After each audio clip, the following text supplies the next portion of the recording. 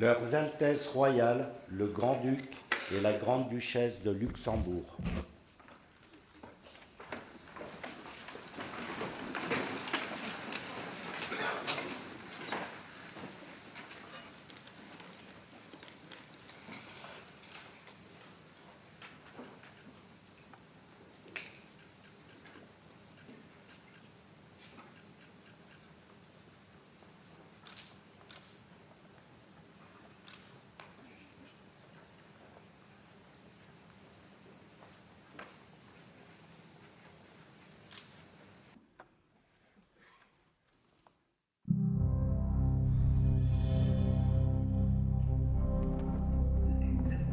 The Council of Europe Commissioner for Human Rights plays an extraordinarily important role as a challenger and a voice of conscience for the respect for human dignity on this continent. The role does not come with a huge team of people, with a vast budget. It comes with the voice of each commissioner. Veiller pour le respect des droits de l'homme, c'est une chose théorique. Veiller pour le respect effectif des droits de l'homme, c'est autre chose. Ça, c'est les créneaux spécifiques du commissaire aux droits de l'homme. The Commissioner is the most agile of all of the mechanisms of the Council of Europe. The Commissioner is not constrained by the need for political consensus, and the Commissioner has a stature that a visit by the Commissioner or a statement by the Commissioner cannot be ignored by the authorities. Le commissaire, au fond, qu'est-ce qu'il est? C'est un médiateur. Il va faire la médiation entre les problèmes des citoyens et les gouvernements qui doivent les régler. Et pour ça, il faut faire aussi de la diplomatie, on dirait d'une façon un peu, disons, pas très diplomatique. Le bâton et la carotte. Since I took up the mandate of Commissioner, I've spent a considerable amount of time engaging on issues of migration. The question of impact has to be always on our minds. We must always ask ourselves, how is what I'm doing making a difference for the better? It's rare that your impact will be the immediate change in a situation for a person. It happens, I've seen it, but it's rare. Far more often, it's contributing to a process, nudging, just moving things that little bit further in the right direction. But that's also impact and should be acknowledged. As Commissioner for Human Rights, I attach crucial importance to dialogue with the court. Protecting vulnerable groups is something that I always saw as the main priority, and this often includes refugees, asylum seekers, children, ethnic minorities, women, LGBTIQ individuals.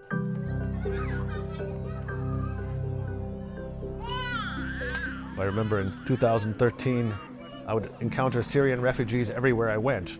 In Armenia, in Greece, in Italy, in France, and nobody was talking about the Syrian refugee crisis. So I did a big mission and a lot of media work where we tried to draw attention to this issue and to urge countries to create safe and legal routes for Syrians to get protection.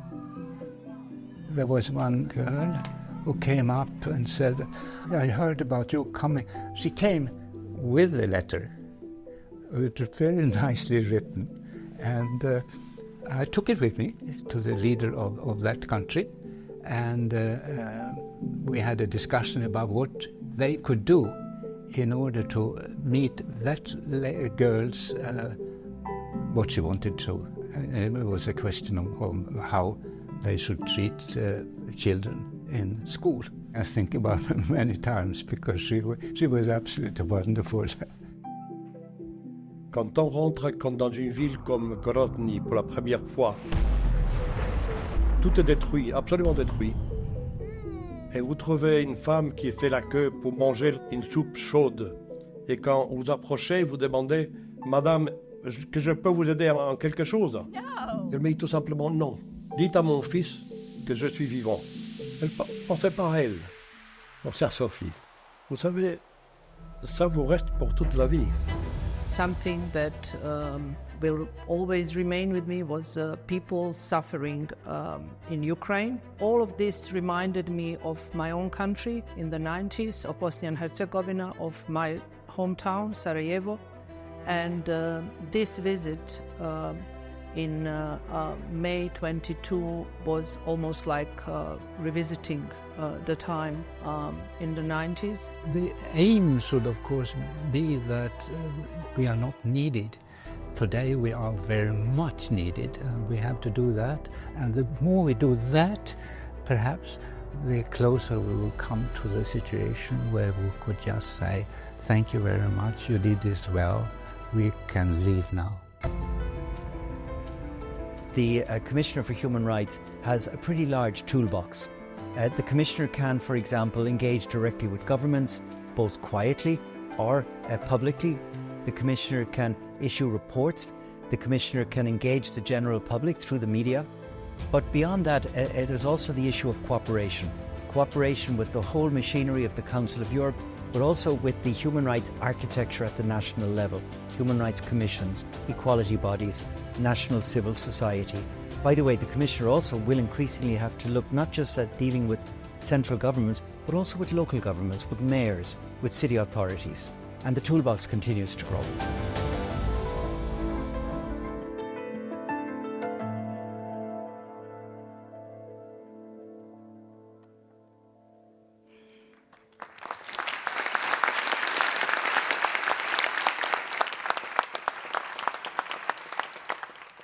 First of all, thank you for this beautiful and very pertinent introductory video. Altesse Royale, Monsieur le Secrétaire Général, Monsieur le Commissaire aux droits de l'homme, Excellences, honorables invités, Mesdames et Messieurs, and also to the many young people who are here today, welcome. C'est un grand honneur pour moi de pouvoir ouvrir l'événement de célébration du 25e anniversaire du Commissaire aux droits de l'homme auprès du Conseil de l'Europe.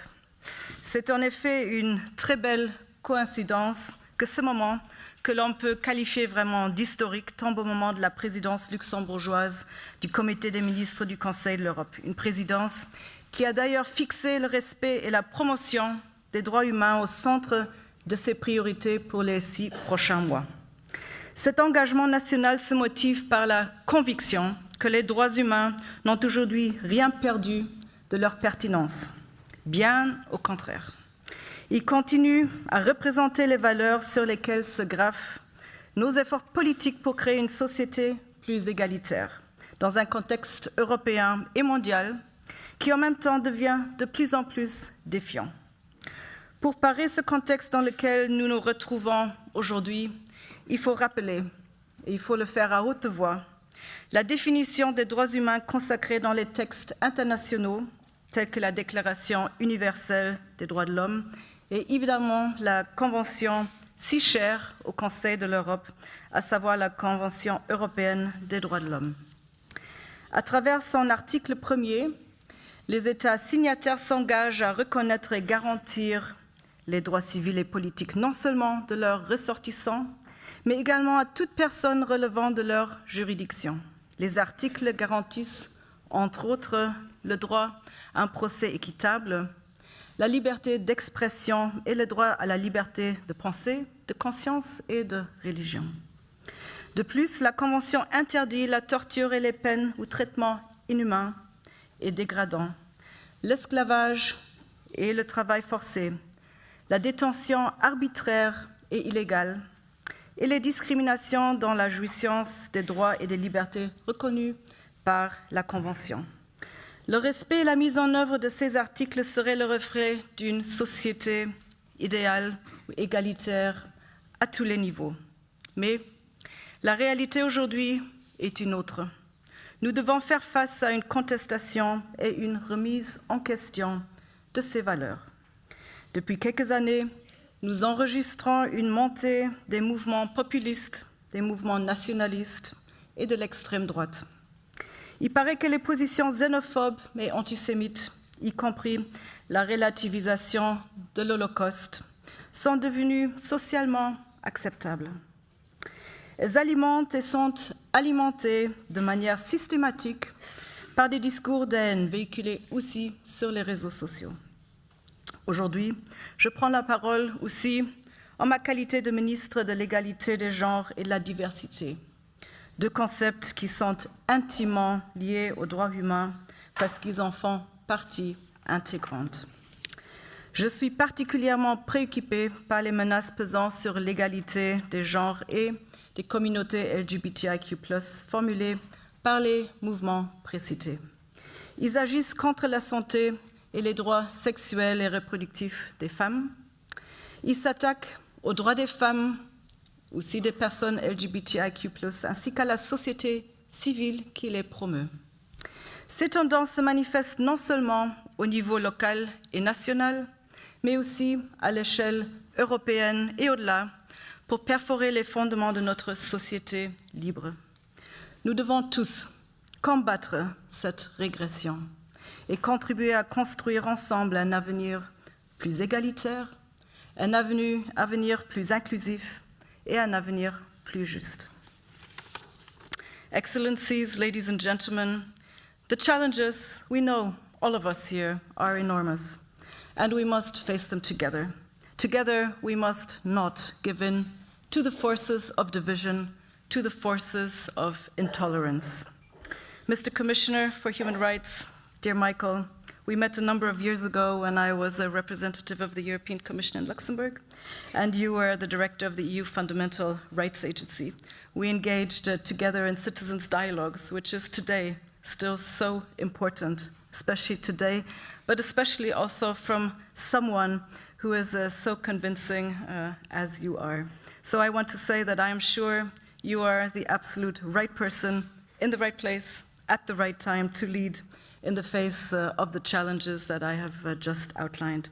So together with my colleagues in the Luxembourg government and at the European level, I will be your ally, committed to your and to our ambitious missions to promote and to defend human rights. I thank you.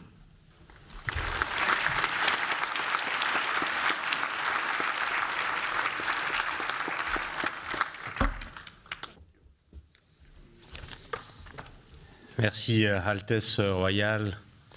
Madame la ministre de la Défense, de la Mobilité, des Travaux publics, de l'égalité des genres et de la diversité, Monsieur le commissaire aux droits de l'homme, Monsieur le vice-président de l'Assemblée parlementaire, Monsieur le président du Congrès, Monsieur le président de la Cour européenne des droits de l'homme, Excellences, Mesdames et Messieurs. C'est un réel plaisir et un honneur pour moi de pouvoir être avec vous ce matin à l'occasion de cet anniversaire, de ces festivités, un moment en fait joyeux mais dans un contexte difficile, un moment charnière pour notre continent, pour le monde, mais aussi bien sûr pour le Conseil de l'Europe. Aujourd'hui, et Madame la Ministre, vous l'avez rappelé, le populisme, le nationalisme extrême représentent une des plus grandes menaces pour nos démocraties.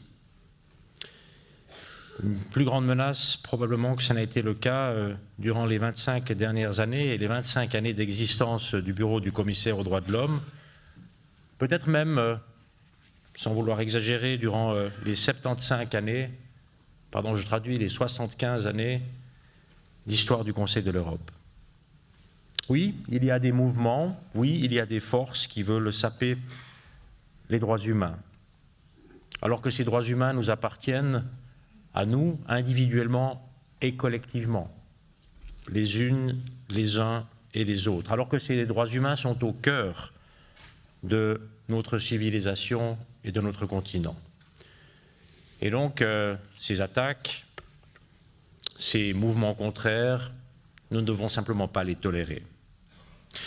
Lors du sommet des chefs d'État de Reykjavik en 2023, l'an dernier, les chefs d'État et de gouvernement des pays du continent européen se sont réengagés en faveur des valeurs, en faveur des normes de notre organisation, mais qui sont aussi les valeurs et les normes de notre continent.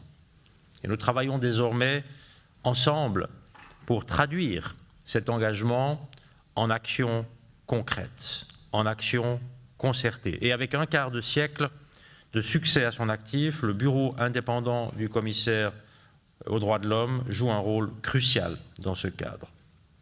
En réagissant rapidement face aux problèmes, en engageant le dialogue avec les autorités nationales ou locales, avec la société civile, en adoptant surtout une approche à long terme, au travers des rapports thématiques de suivi, au travers des conseils pour la mise en œuvre de nos normes, et aussi bien sûr en sensibilisant au respect de la Convention européenne des droits de l'homme, la convention peut-être la plus marquante ou l'une des plus marquantes, au cœur des valeurs qui portent et qui font nos continents, qui font ce que nous sommes collectivement devenus. Et également au travers de la Convention, à l'éventail des outils développés par notre organisation et au travail essentiel également de la Cour européenne des droits de l'homme. Et donc, depuis 2010, de plus, la Cour européenne des droits de l'homme bénéficie des travaux du commissaire dans le cadre de ces procédures. Depuis 2017, le comité des ministres peut aussi s'appuyer sur ces travaux dans le cadre du suivi de l'exécution des arrêts de la Cour. Et durant les 15 dernières années, le commissaire a également utilisé les outils à sa disposition pour protéger les défenseurs des droits humains, conformément à la déclaration du comité des ministres sur ce sujet. En matière de normalisation, de suivi, de coopération, où les activités et les plans d'action s'inspirent souvent des conclusions du commissaire dans l'ensemble de ses efforts, le rôle que vous portez n'a cessé de se renforcer.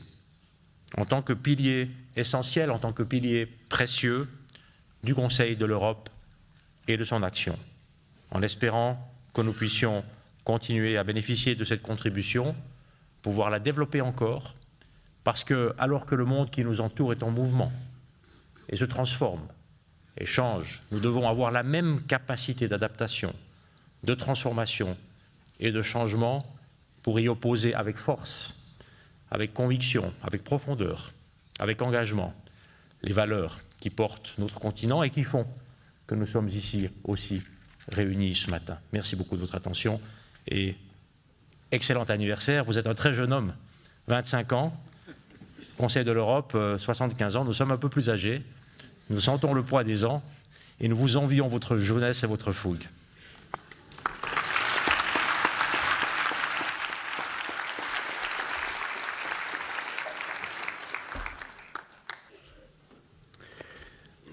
Altesse royale, Madame la ministre pour l'égalité des genres et de la diversité, ministre de la Défense, ministre de la Mobilité et des Travaux publics, Monsieur le secrétaire général du Conseil de l'Europe, Madame et Messieurs les commissaires aux droits de l'homme, Monsieur le commissaire, chers collègues, chers amis.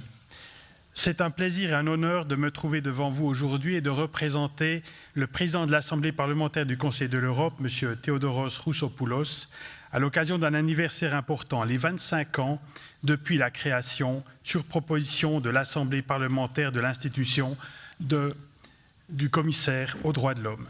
Que ces jeunes, 25 ans, comme le disait Alain Berset, et on ose vraiment le dire à mon âge. En un peu plus de 2 décennies, cependant, cette institution est déjà devenue un solide pilier de notre quête collective de la démocratie, de l'état de droit et du respect des droits humains, partout en Europe. Dans l'esprit et sur la base du texte fondateur qui guide notre organisation, je veux parler bien entendu de la Convention européenne des droits de l'homme. Le 7 mai 1999, à Budapest, à l'occasion de son 50e anniversaire, notre organisation a réaffirmé son objectif principal de réaliser une plus grande unité entre ses membres par le respect commun de la dignité humaine et des libertés. Je suis heureux de constater que l'Assemblée parlementaire entretient des relations étroites et approfondies avec les commissaires qui se sont succédés à ce poste. Je dirais qu'il s'est instauré un vrai partenariat. Je salue la présence parmi nous aujourd'hui de quelques-uns des éminents représentants qui ont occupé cette fonction depuis un quart de siècle. C'est grâce à nos efforts conjoints et continus que nous essayons de garantir que les droits humains ne soient pas seulement une question de traités et de promesses, mais une réalité pour toutes et tous sur notre continent, l'Europe. L'Assemblée veille à ce que l'élection du ou de la commissaire se déroule dans la transparence et de manière indépendante. La Commission des questions juridiques et des droits de l'homme du Conseil de l'Europe mène des entretiens approfondis et formule une recommandation claire qui guide finalement le choix de l'Assemblée plénière. Les rapports annuels du commissaire et les consultations régulières avec notre Assemblée et ses commissions garantissent également que le travail du Conseil de l'Europe en matière de droits de l'homme reste dynamique, pertinent et efficace. Nos commissions dialoguent régulièrement avec les commissaires et l'Assemblée leur est reconnaissante de partager leurs recherches et leurs conseils. Nous nous félicitons de la participation active de l'actuel commissaire, M. O'Flaherty, aux débats conjoints de notre Assemblée qui ont eu lieu lors des sessions d'été et d'automne de l'Assemblée durant cette année. Ces débats portaient notamment sur les implications juridiques et en matière de droits humains de l'agression de la Fédération de Russie contre l'Ukraine, ainsi que sur la question des personnes migrantes, disparues, réfugiées et demandeuses d'asile. La Commission des migrations, des réfugiés et des personnes déplacées a également beaucoup apprécié la participation du commissaire à l'une de ces réunions clés en la matière. Finalement, un effort conjoint important a été consacré à l'amélioration de la situation des défenseurs des droits humains en Europe. Les déclarations et rapports pointus du commissaire sont des ressources précieuses, contribuant de manière significative à nos travaux en cours sur cette question cruciale.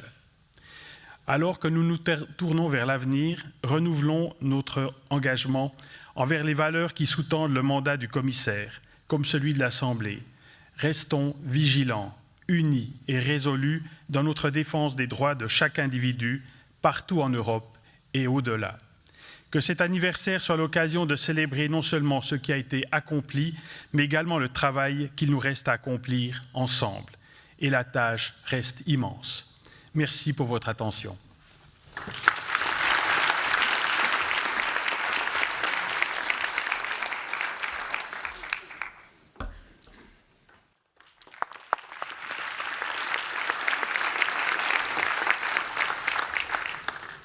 Madame la Ministre, Monsieur le Secrétaire général, Monsieur le Commissaire aux droits de l'homme, Excellences, Mesdames et Messieurs, chers étudiants.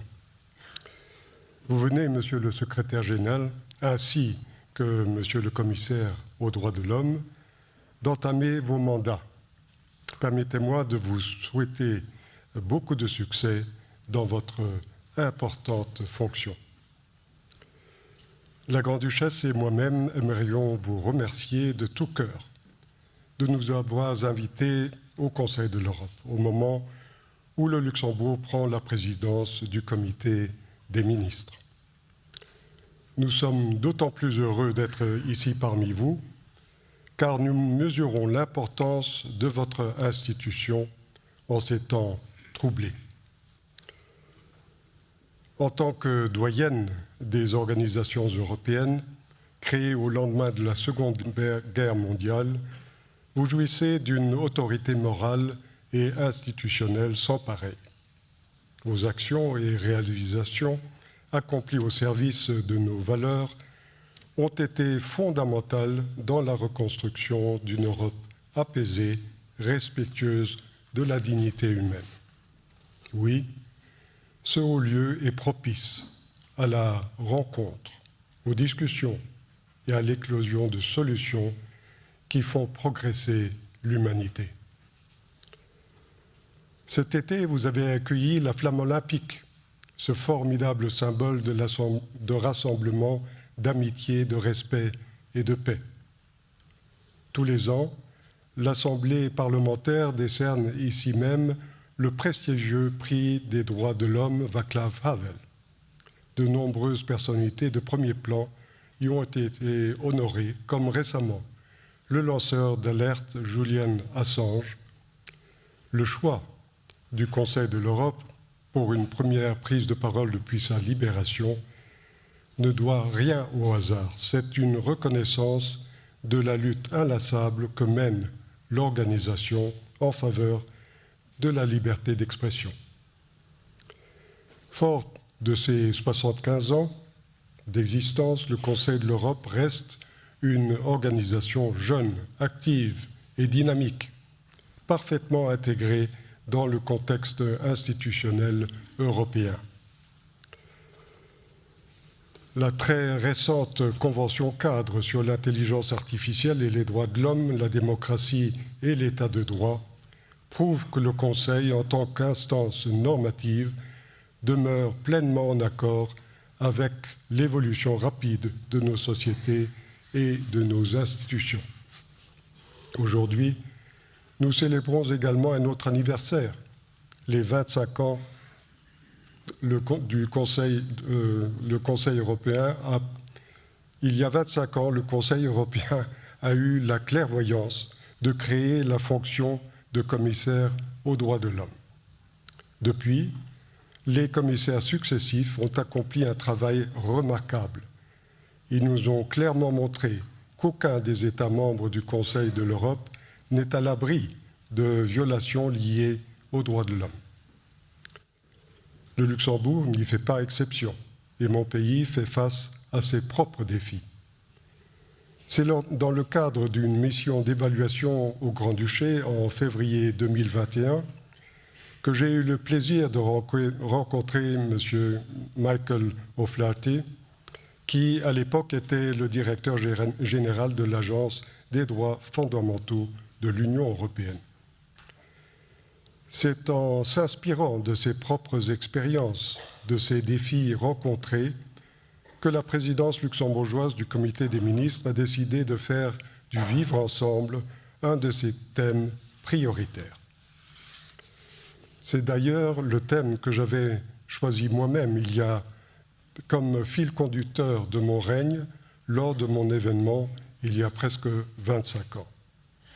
L'intention reste la même, mener une réflexion afin d'améliorer le fonctionnement de nos sociétés en incluant toutes leurs composantes. Un accent particulier de notre présidence sera mis sur les personnes marginalisées et souvent invisibles. Au Luxembourg, la démographie est en constante évolution. Au vieillissement de la population s'ajoute la croissance rapide de personnes d'origine étrangère, dont entre autres l'accueil de milliers de réfugiés. Aujourd'hui, 50% des résidents sont non luxembourgeois, une tendance à la hausse. S'y ajoutent 250 000 frontaliers qui contribuent de façon essentielle au succès de notre économie.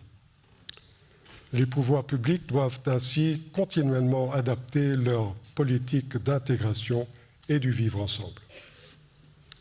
Excellences, Mesdames et Messieurs, si la nature humaine n'a guère changé au cours de l'histoire de l'humanité, les penseurs humanistes ont néanmoins contribué à faire évoluer le respect de la dignité humaine. Il n'y a pas tellement longtemps, la torture et l'esclavage étaient largement pratiqués et socialement acceptés. Ces fléaux, s'ils n'ont pas totalement disparu, sont désormais universellement condamnés. Le chemin fut long et épineux, pavé de revers douloureux. Alors que les penseurs européens façonnaient déjà les bases des textes énonçant les droits humains actuels, il aura fallu les horreurs de la Deuxième Guerre mondiale pour qu'enfin le respect de l'humain soit instauré au cœur de nos actions. Le mérite en revient aux fondateurs du Conseil de l'Europe. Ils ont en effet placé le respect de la protection de l'individu au centre de leurs préoccupations. Ainsi, les libertés fondamentales constituent les bases mêmes de la justice et de la paix propre à la démocratie. Le Conseil de l'Europe mène depuis 75 ans maintenant des réflexions et des actions visant à promouvoir la paix, le respect de l'individu et l'état de droit. Conscient que les bonnes paroles ne suffisent pas, il a mis en place un instrument de garantie collective en faisant adopter par ses États membres la Convention européenne des droits de l'homme. Afin d'en assurer le respect, il s'est doté d'un instrument juridique fort, la Cour européenne des droits de l'homme. En théorie, la Convention et la Cour, avec leur arsenal réglementaire et de sanctions, devraient suffire pour imposer le respect des droits garantis. 50 ans après leur création, force est de constater que cela ne suffit pas.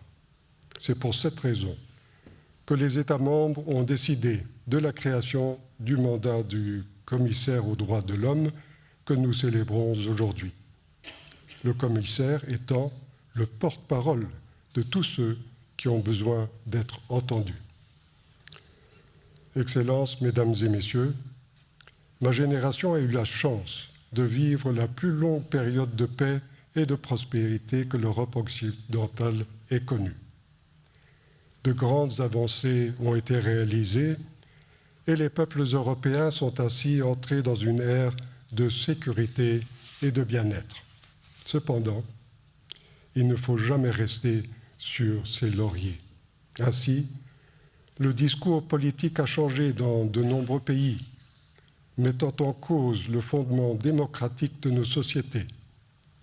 On peut ainsi entendre à nouveau les voix qui mettent en cause la pérennité de l'état de droit ou encore l'universalité des droits humains. Le signe le plus visible et inquiétant de cette érosion est qu'un nombre croissant d'États ne respectent plus les arrêts de la Cour européenne des droits de l'homme. Certains pays prennent des mesures contraires aux règles de la Convention. Dans certains États membres, la sortie de la Convention fait même partie du débat politique. Où cela nous mènera-t-il? L'Europe et le monde peuvent-ils s'accommoder de la relativité des droits de l'homme? L'acquis fondamental que nous avons cru gravé dans le marbre, la démocratie, est désormais remis en cause. Les partis qui affichent des programmes contraires au respect des droits humains remportent de plus en plus de scrutins. Il est vrai que depuis un certain nombre d'années, nos sociétés doivent faire face à de multiples défis et à des incertitudes grandissantes qui fragilisent l'édifice. En particulier, la jeune génération se voit confrontée à de nombreuses inquiétudes. La situation économique, la pandémie récente, les crises climatiques et migratoires ou encore les guerres pèsent sur leur morale et risquent d'ébranler leur confiance dans nos institutions. Ces nouveaux enjeux font apparaître des droits nouveaux. Ainsi, l'impact du changement climatique soulève la question urgente du droit à un environnement propre, sain et durable. Les manipulations à travers les médias sociaux, les fake news, mettent à mal le droit à une information objective qui va de pair avec une régression spectaculaire de la liberté d'opinion et mettent en danger nos démocraties. Dans ce contexte d'inquiétude, il faut être particulièrement vigilant afin d'empêcher une érosion significative de l'universalité de ces droits. Manquer de vigilance ouvre la porte au racisme, à la discrimination et à la xénophobie.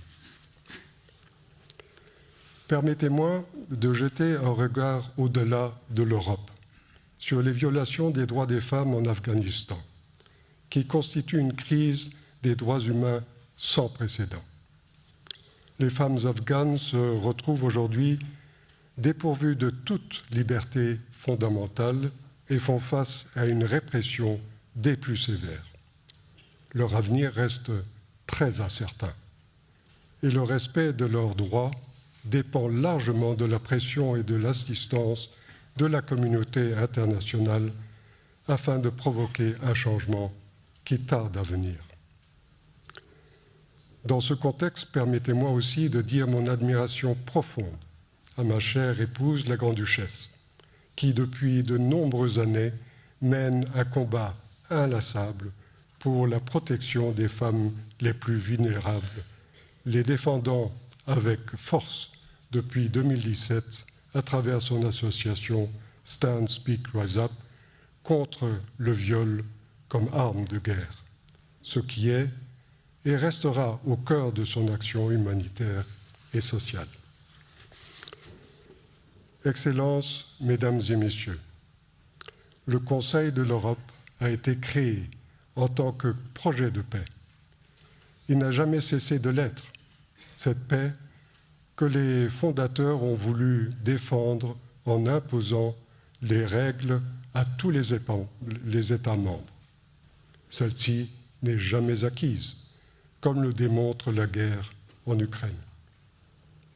En conclusion, j'aimerais lancer un appel à la mobilisation en faveur des droits humains et au soutien du Conseil de l'Europe, dont la vocation est de transmettre nos valeurs fondamentales, de les promouvoir, de les protéger, de les défendre.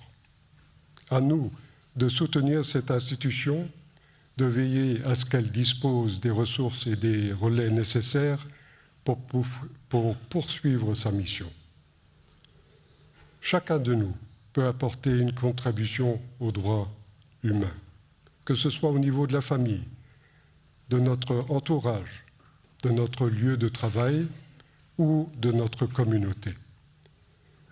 Nous avons tous une responsabilité individuelle afin que les droits humains soient respectés à tous les niveaux. Je vous remercie.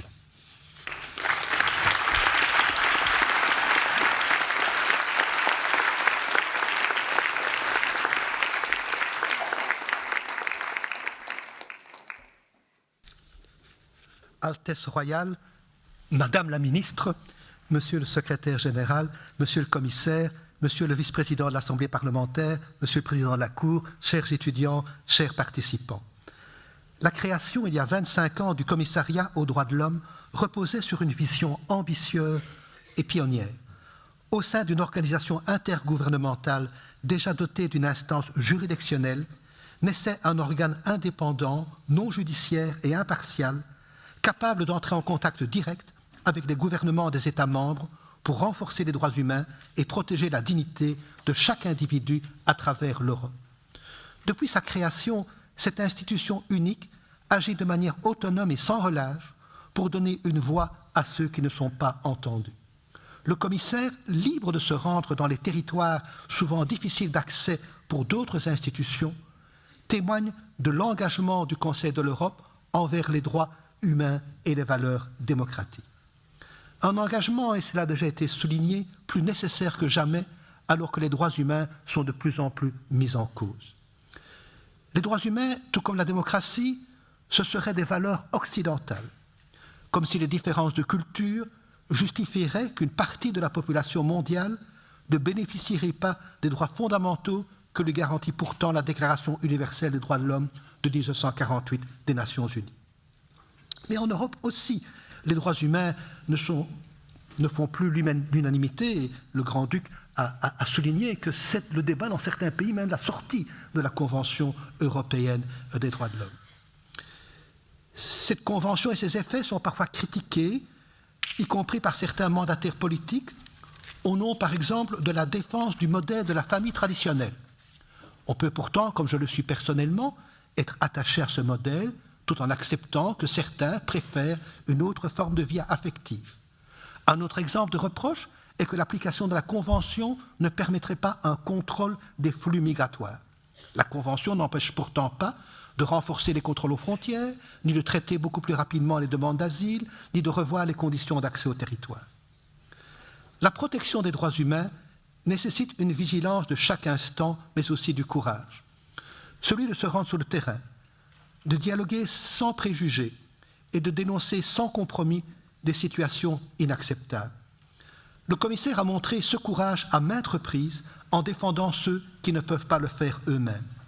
Nous devons notre gratitude à celles et ceux qui ont incarné depuis sa création la fonction de commissaire, Alvaro Gil Robles, Thomas Hammerberg, Nils Mužnieks et Dunja Mijatović.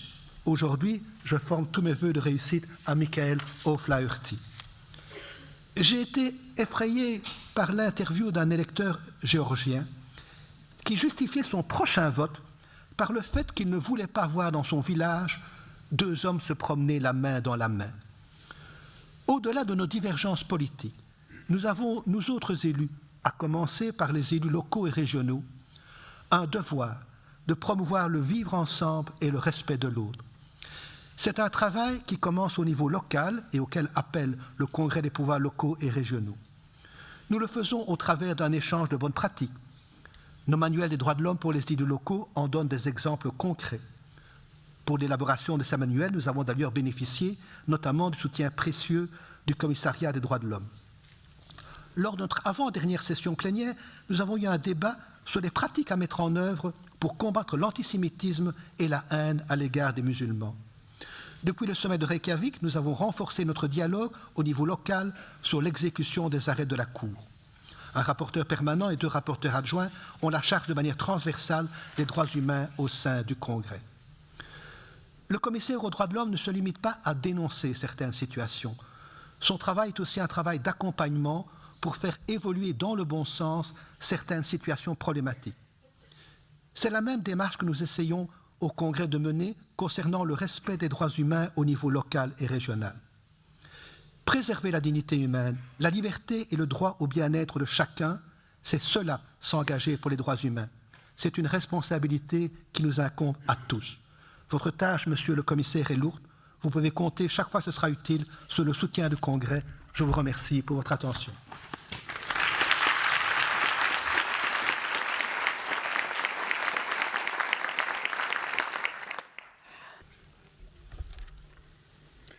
Vos Altesses royales, le Grand-Duc et la Grande-Duchesse de Luxembourg, Madame la Ministre, Monsieur le Secrétaire général, Monsieur le Vice-président de l'Assemblée parlementaire du Conseil de l'Europe, Monsieur le Commissaire, Monsieur le Président du Congrès, Excellences, Mesdames et Messieurs, c'est un grand plaisir et un grand honneur de m'adresser à vous aujourd'hui en tant que Président de la Cour européenne des droits de l'homme.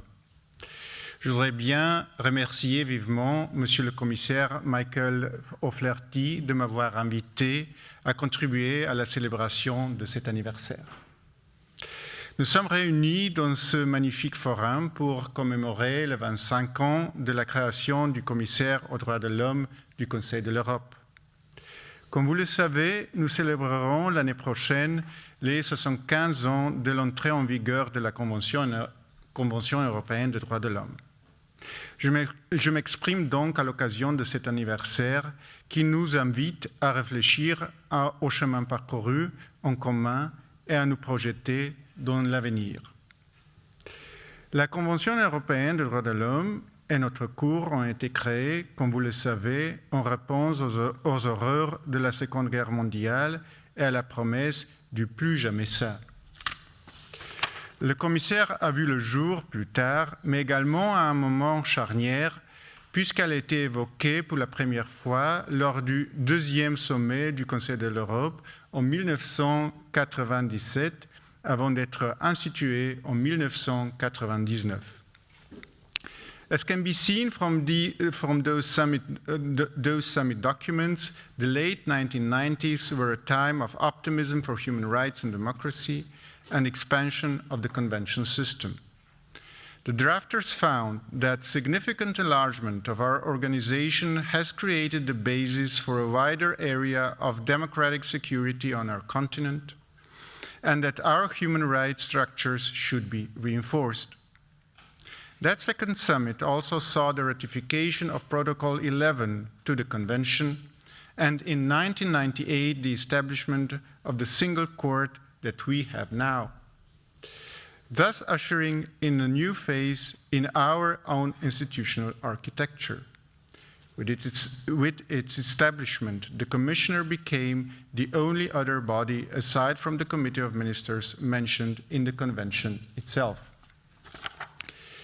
The Convention gives the Commissioner standing to submit third-party interventions in every case before the Court, and to intervene both in writing and at the Court's hearings, including under Protocol 16 to the Convention. There can be no doubt that framers of these texts knew how valuable the Commissioner's contributions would be to the Court's work. Since the creation of the Commissioner's office, there have been many such interventions. Their frequency has risen in the recent years. Third-party interventions have the effect of strengthening the authority and legitimacy of the Court and improving the effectiveness of the whole Convention system. Depending on the case, they can play a useful role in our decision-making. This is because they provide various perspectives for the court, a picture of the law and practice at the national level of one particular state, data and statistics on the ground, a comparative overview of domestic practices across Council of Europe member states, and an analysis of international jurisprudence on the issue at question. This is, of course, not the only way the Commissioner contributes to the Court's work. You will be aware from our case law that the Court often looks to the Commissioner's reports and its other public documents to be better informed about the questions at hand. These texts are treated as sources of international law by the Court, and they are invaluable. It is also important to note that the Commissioner does not only contribute to the Court's decision-making under the Convention, but also to that of the Committee of Ministers concerning the supervision of the implementation of the Court's judgments. In this phase of the Convention procedure too, the Commissioner has standing to submit observations at any time. Thus we see that with the establishment of the single court in the late 90s and the office of the Commissioner, along with the Commissioner's dedicated role under the Convention, our human rights architecture has been profoundly reinforced. Cooperation and dialogue between the Court and the Commissioner for Human Rights over these years has been and remains of utmost importance. The world looks quite different now to how it did in the late 90s. But with thanks also to the Commissioner's informative and insightful contributions under the Convention, I'm inspired by the title of this event. We do indeed face the future with confidence of our common experience, notre esprit partagé. Our court looks forward to collaborating with the Commissioner for Human Rights for many years to come. And I look forward to hearing from our speakers today as we reflect on 25 years of the Commissioner for Human Rights. Thank you.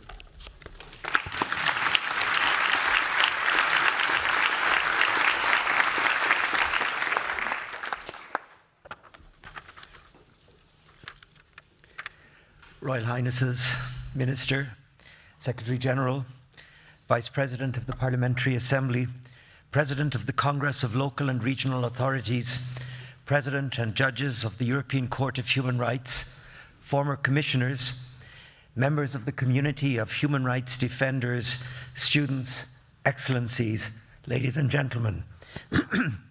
I thank you most warmly for your attendance this morning.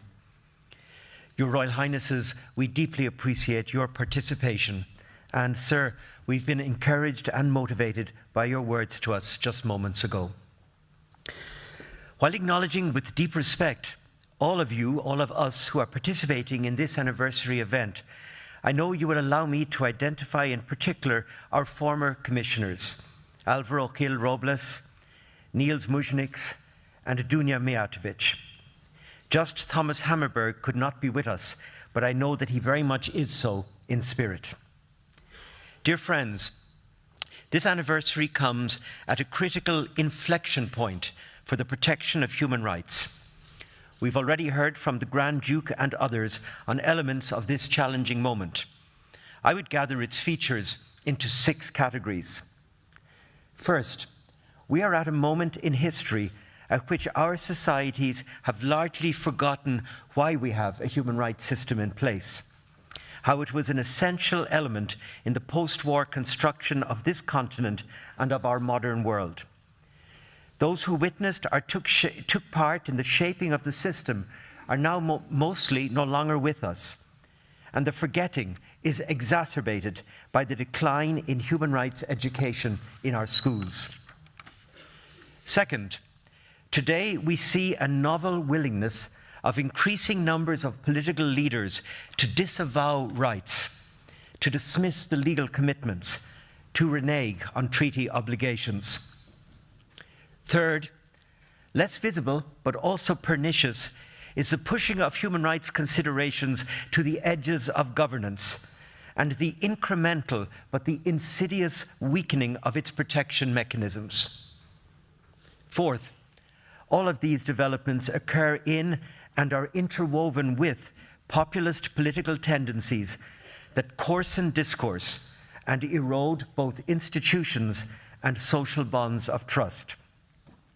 Fifth, it has become fashionable also to question the validity of human rights within certain intellectual circles, to argue that they no longer serve a useful function for our societies, that they are past their sell-by date. Sixth and finally, this moment of crisis for human rights is exactly the one when they are more needed than ever. A moment when we face an urgent and imperative need to instill respect for humanity at the heart of engagement with conflict in Ukraine and beyond, with artificial intelligence, with the climate crisis, with the tackling of growing inequalities. Dear friends, these 6 and many other related considerations recall how timely it is for us to gather this morning. The anniversary presents us with an opportunity together to stocktake, to rally, and then to go forward with clarity and resolution. To stocktake. It is legitimate to look back and assess what has been achieved. It is right to acknowledge the work of the successive commissioners and their staff. I have a deep sense of how every day I rest on the strong shoulders of my predecessors. We must also appreciate the essential role played by the Council of Europe as the guardian of human rights on this continent, and how it has delivered its guardianship through a remarkable web of law, institutions, and practice. Beyond Europe and globally, so much also has been achieved. And nationally, the human rights architecture continues to evolve and mature. In fact, we can conclude that the modern-day human rights system is astonishing, arguably the greatest achievement of modernity. What is more, it is unique, the only roadmap for the honoring of human dignity that has, at least on a formal level, been repeatedly affirmed and reaffirmed by all states, most famously at the World Conferences on Human Rights, and most recently at last September's United Nations Summit of the Future. But now we must rally, imbue each other with the sense of urgency, gather together to defend and strengthen the system, and all of this with outrage at what is being put at risk. As Stéphane Hessel put it in his great polemic on the Universal Declaration, indignez-vous. Hessel and others have also pointed to how we need to go forward with the clarity and resolution that I referred to earlier. Quite correctly, we are all challenged, both personally and institutionally, to play our part. And in that regard, I welcome the very wide representation gathered here this morning.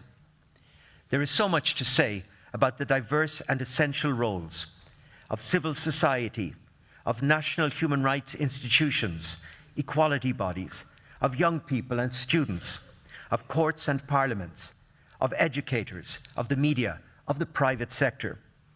But on this occasion, allow me to focus on just 2 communities: international organizations and states. First, international organizations. We are meeting literally at the heart of the Council of Europe. And we also have with us human rights leaders from the European Union, the Organization for Security and Cooperation in Europe, and the United Nations. All of our institutions have demonstrated their capacity to evolve and to strengthen their work for human rights. For instance, in the case of the Council of Europe at last year's Reykjavik summit. But there is no room for complacency. Renewal has to be an ongoing process. It must be informed by the need to deliver respect for the human rights of everyone in our societies, in all their extraordinary diversity. 2 questions must underlie it. How do we reignite a fire for human rights across society, while at the same time never relenting in our defense of the most marginalized and overlooked. And our organizations must never renege on the high principles and standards to which rightly they are held to account. As part of our process of renewal, I suggest also that we need to strengthen the cooperation of our institutions. Despite the fact that our organizations share common goals and either common or aligned standards, we continue to operate excessively in our self-referential silos. How much stronger we could be if we found better ways to work together. We need a reinvestment in dialogue, close cooperation, mutual reference, and support. Let me now turn to national governments. States are the lifeblood for the protection of human rights. The entire system is built on and around them. And never has their role been more consequential in terms of the protection of human rights at home and abroad. Nationally, governments need to embed human rights at the heart of their work. Finally, to mainstream them and to interrogate the impact they should have for every aspect of governance, including the economy. To aid them, they should adopt meaningful national human rights plans of action. States also have a high responsibility to nurture civil society space and to protect their communities of human rights defenders. And of course, when I refer to states, I'm also referring to regional and local governance, where there is still so much to do. Remember how Eleanor Roosevelt reminded us that universal human rights only make sense if they have meaning in the small places close to home. Abroad, I would encourage governments that believe in human rights to be more sturdy in their defense. I acknowledge that states do much good work in multilateral fora, such as here at the Council of Europe. But I believe we are in a moment when human rights needs to be much more visible in bilateral foreign policy. I also welcome and encourage those informal coalitions of states around selected human rights issues and themes, and I repeatedly see the impact of these coalitions. And I appreciate the valuable role that is played by the still small but growing community of national human rights ambassadors. Be it at home or abroad, we need to hear from our political leaders repeatedly and loudly on the importance of human rights. Never have we had a greater need for them to be defended in powerful, clear, unambiguous words. I appreciate those who do offer us such leadership. And I note with respect how often it is heads of state who lead the way. And again, Your Royal Highness, we thank you for your powerful words today. Dear friends, all of us, states, organizations, and beyond, as we consider our own responsibilities, I assure you of the partnership and solidarity of the Commissioner for Human Rights. The institution is an individual with modest capacity, but with a clear and strong mandate. As its current incumbent, I look forward to working with all of you in our shared duty. And I do so full of hope. Notwithstanding all the impediments and the setbacks that we face in standing up for human rights, there are solid grounds to believe in a better future. We know what is broken and how to fix it. We have been given too many glimpses of a better world to be deterred. And ultimately, we must never forget that for those of us with human rights leadership roles, hope is not an option, it is a duty. Thank you.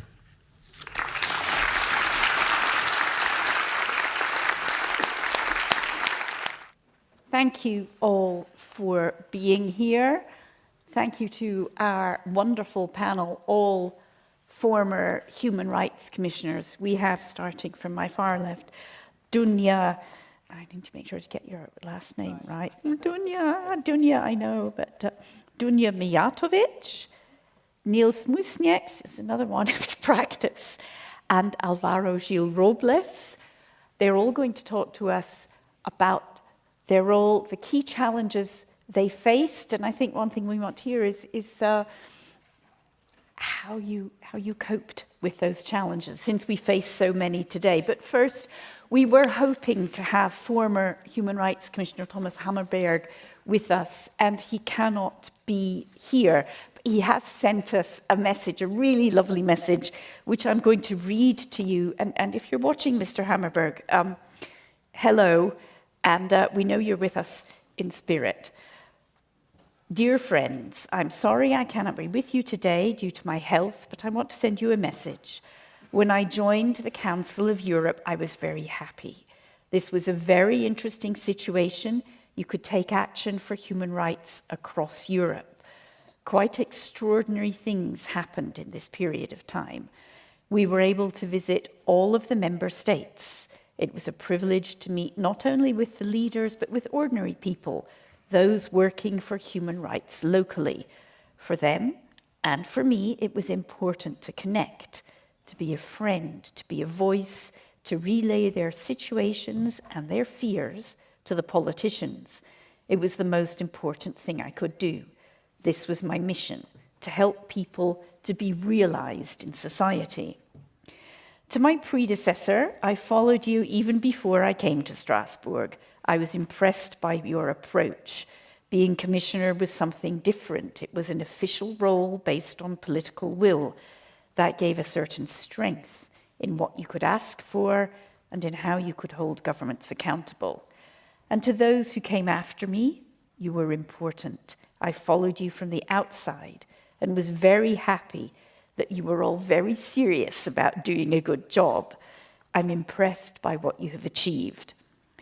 I was able to do this work because of the team.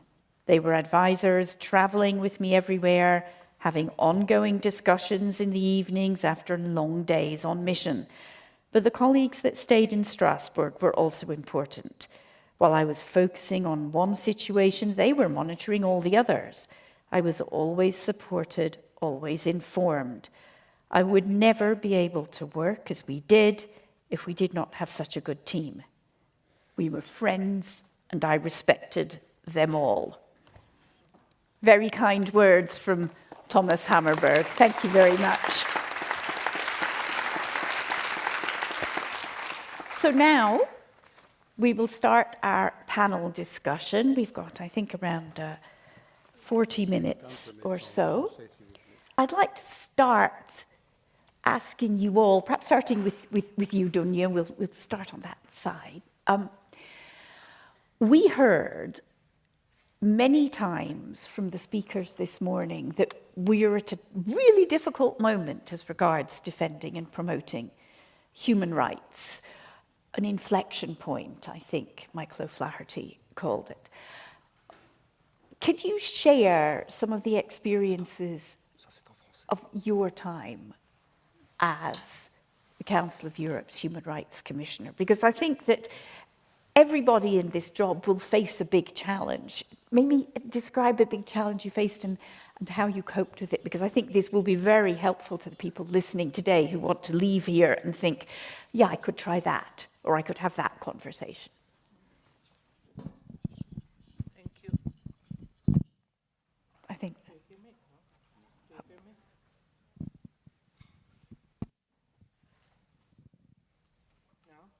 No, where's our sound guy? Now? That's okay. it, perfect. On you go. It's working. So I think that the job itself is a challenge that, you know, three of us here, Thomas, and then of course Michael, we all know this. I mean, this is once in a lifetime that you get this honor. And then you have the possibility to, you know, really do it your way. The biggest challenge for me was really to adapt to rapid changes. The changes that you are expecting as a commissioner, particularly following what's happening globally, but you can never predict. You know, even in your wildest dreams, you can never predict that you will have a situation like we did with the pandemic. And then in this time, you need to think on everything that is related to the mandate, how to remain relevant, how to be visible, how to reach out to the ones in need when it's almost impossible. So that was a huge challenge for the office and myself, and of course many colleagues and organizations present here today, particularly when it comes to human rights, how you deal and how you address human rights in this kind of situations. I can elaborate a bit later on this, but this is really an issue that comes first to my mind. The second and unavoidable topic, unfortunately, is the war in Ukraine. So something that, of course, you follow, and then you always go back to what Michael was saying, which is hope. You hope it will not happen, but you need to be ready. You need to be ready to drop everything you're doing and to adapt to the situation that calls for your engagement, that calls for the mandate to address it, even with all the problems and obstacles that you have as the institution. But all in all, I think, these particular two challenges during my mandate proved again that the office can react, can act, and can adapt and use a rapid reaction in this time. And of course, everything else that comes in this period is, different issues that you need to follow regardless of those challenges that I see as a big one. So following everything else, from women's rights, LGBTI rights, working with human rights defenders. So you cannot focus only on one issue. So that is also quite challenging in a way of thinking in order to address all these issues at the same time, and then also show vigilance and expertise and willingness to address the most difficult human rights issues. Okay, thank you very much. I'll come to you, Niels, as well now. I mean, I'm trying to draw some parallels between challenges in your term of office and how you overcame them. Yeah, so is this working? Yes, it is. Yes, it is.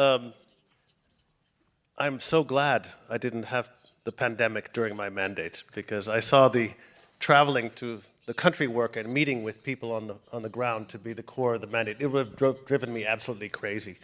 So I'm thankful that it didn't happen during my mandate. I was told when I took up office that every commissioner has one big crisis they face, that Alvaro had Chechnya, that Thomas Hammerberg had the war in Georgia.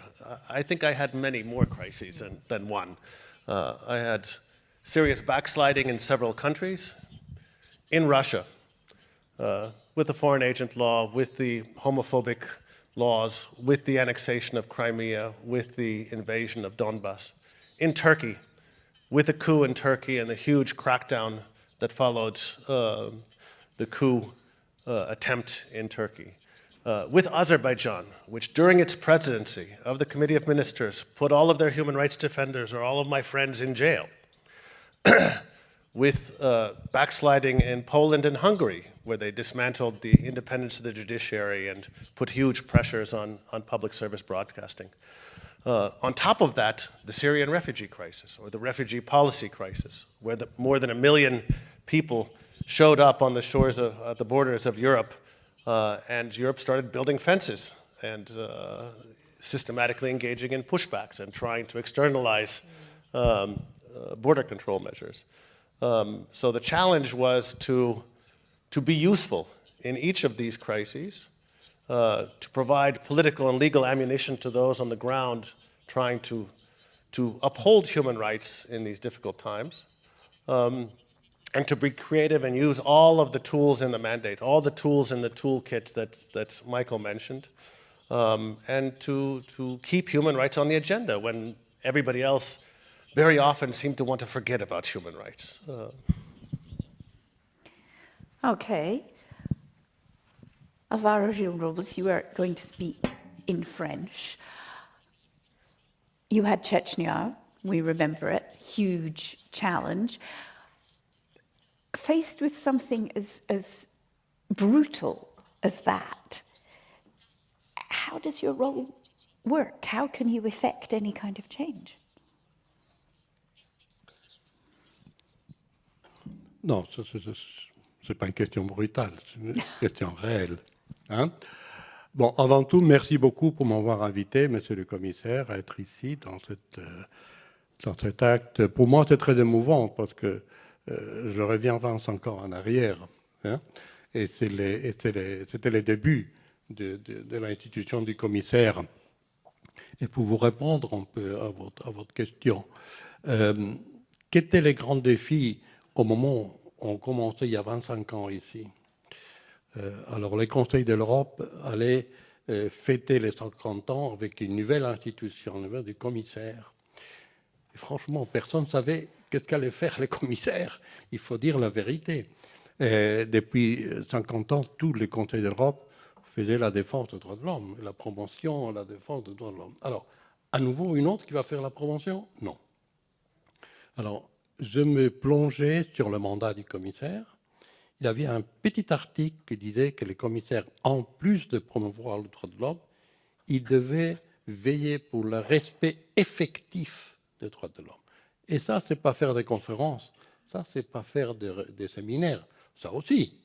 Mais c'est aller sur le terrain, voir qu'est-ce qui se passe, si les pays respectent ou non ce qui dit la Convention dans sa politique ordinaire, si les citoyens de chaque pays s'est respecté, les minorités, les étrangers, les gens qui sont privés de liberté, etc., là où le terrain est sensible. Alors les commissaires doivent travailler avec la pathologie des droits de l'homme. Et ça c'est pas toujours évident. Et comment le faire? Je vous dis franchement, l'année 99, je suis arrivé, venait d'éclater la guerre en Tchétchénie. Alors, est-ce que le commissaire devrait rester à Strasbourg à regarder les canals et les petits canards qui passent dans les canals, ou il devrait y aller voir qu'est-ce qui se passe en Tchétchénie? Et les défis étaient si la Russie allait accepter ou non la présence du commissaire sur son terrain, où il n'acceptait pas qu'il y avait une guerre. C'était une mission spéciale, comme aujourd'hui, la même fiction. Hein? Mais la Russie était membre du Conseil de l'Europe. Il devait accepter les commissaires. Bon, il l'a accepté. On est allé là-bas. On a trouvé tous les horreurs de la guerre. Et là, je pense que c'était marqué le début, pour moi au moins, de ce qui devait être le travail du commissaire. C'est-à-dire un travail complémentaire de tous les conseils de l'Europe, pas nécessairement faire de double emploi, ce qui fait déjà les conseils de l'Europe, et entamer un dialogue entre gouvernement et les commissaires pour régler les problèmes réels des citoyens. Avec deux choses, si vous me permettez, pour moi très importantes. Le commissaire n'est pas un procureur et le commissaire n'est pas non plus une ONG. Le commissaire doit connaître ce qui se passe, trouver une solution à travers ses recommandations, et si on arrive à régler les problèmes avec le gouvernement d'une façon raisonnable, bien. Sinon, il faut le dire devant le comité des ministres, il faut déclarer publiquement, il faut travailler avec la presse et avec l'opinion publique. Mais on n'est pas une institution d'attaque, une institution pour régler les problèmes, pour la médiation, on l'a dit aujourd'hui ici, hein, et pas pour se mettre des médailles personnellement. Ça c'est très important. N'oubliez pas qu'un politicien humilié, c'est un politicien avec lequel vous ne travaillerez jamais à nouveau. Et votre devoir, c'est de travailler à l'avenir aussi avec ces gouvernements. Alors, laissez que le gouvernement mette sa médaille. S'il règle les problèmes, c'est fait. Sinon, alors là, vous avez le devoir de les dénoncer publiquement et de dire les choses clairement. Travailler avec les ONG qui sont sur le terrain, qui connaissent beaucoup, et avec la société en général. C'est facile? Non. Mais voilà, l'institution, elle est aujourd'hui ici. Il a accompli un travail formidable. Ceux qui m'ont précédé et qu'on continue après. Et je suis très fier que nous sommes aujourd'hui ici à parler du commissaire. Hein? Good. And indeed, we are here talking about it, but we are also here to unpick some of the challenges we face now. And I'm wondering from all of you how you assess the current situation. We heard from Michael O'Flaherty that he sees a worrying trend of human rights being treated as something that, like, gets in the way of political agenda. I hear regularly, because it's directed at my profession, this phrase, the enemy within. It can also be directed at human rights defenders. And I just wonder, I think the public mood has changed in the last few years, certainly in the last 5, possibly in the last 10. What do we do about that? And have people in your positions, have mistakes been made that maybe governments and voters are not being carried with you? Who wants to? You want to fess up to any mistakes?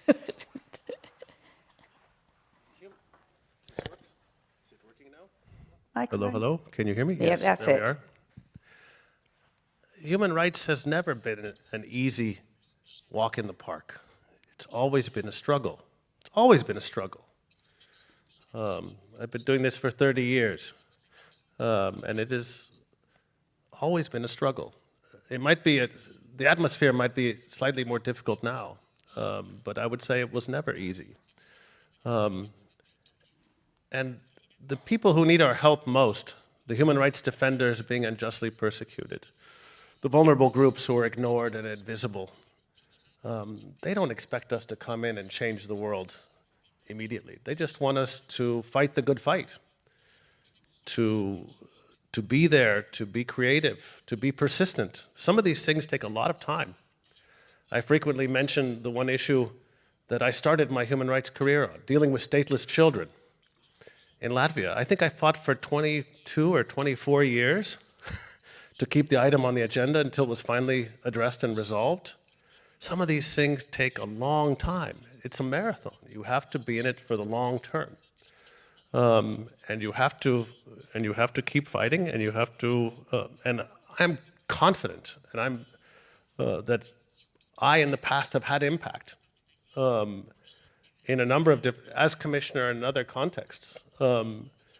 It can be done if you work together with other people, if you're persistent, if you're creative, and of course you can't do it yourself. It's a team effort, and it's finding this connection with others to put, there's a good Latvian phrase, one person alone is not a fighter, that you need a team, and you need alliances, and you need these allies to push for change. So how effective are we in creating these allies and maintaining these alliances and in working together to push for change?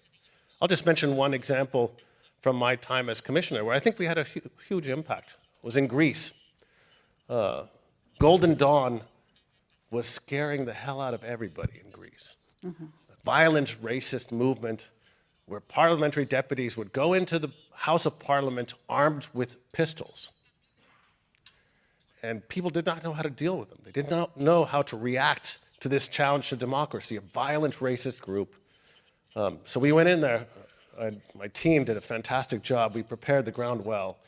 And we talked with the prosecutors, we talked with the judges, we talked with the politicians, talked with the media. The media didn't know how to react to this movement. They were afraid of giving them a platform and advertising. So we talked with all of these different stakeholders and said, you have to address this now. It's not going to get any easier. The longer they're in power, they will, or have access to the levers of power, the more difficult it will be. You have to stop this now. And here is the legal basis for doing so, and this is what you should do, this is what you should do, and this is what and they did it. Of course, it's not completely resolved, but this was a huge challenge. And afterwards, I think the biggest testament to our impact was when the leader of Golden Dawn, somebody sent me a video, is saying, who the hell is this Bošnjak guy? And I thought, yes, we got him.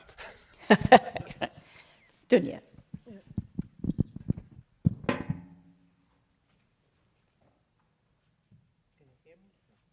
microphone? Should be now. Can you hear me? Now? Where are our sound guys? Can you hear me now? That's it. Okay. Sorry about that, with a little delay. Maybe it's because of what I'm going to say. Yeah. I think, I can only agree what Neil said. It was never easy. Human rights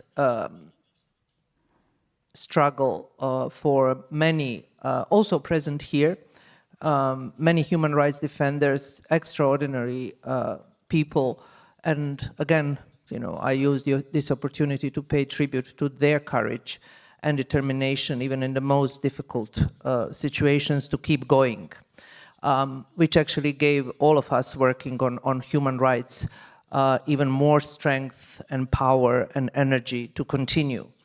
All of us working in international organizations or who worked in the international organizations dealing with human rights are delivering based on the mandate, delivering the best we can.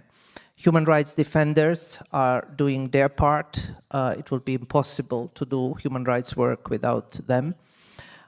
You have media, you have journalists, you have ordinary citizens, you have activists. But then, again, we ask ourselves, where is the problem? And then I look at the governments. 25 years ago, leaders had courage and wisdom, and they established this institution and many other institutions in the international architecture dealing with human rights. If you ask me if that would be possible now with what we globally have, so I'm not talking only about the Council of Europe, we would fail tremendously because there is no courage, and we are really, I am failing to see leaders, politicians that are willingly talking about human rights, which I think is a big problem. There are more using human rights in order to create more division and to create situations where there are more human rights defenders in prison, there are more journalists in prison, there are more activists. Now I'm talking about the young environmental defenders. And all this is happening at the most challenging time. And we are all struggling to find a formula on how to use everything that we have at our disposal, but then at the same time to make a difference. And we try using different tools, as Michael said, and we have so many tools in the toolbox. You engage in quiet diplomacy. You try to talk to different interlocutors. And there are many situations that you manage to change a negative trend, but there are also many situations where you can't. And you also need to be very realistic and to say, okay, we cannot create miracles. We cannot change the governments. That's not our role.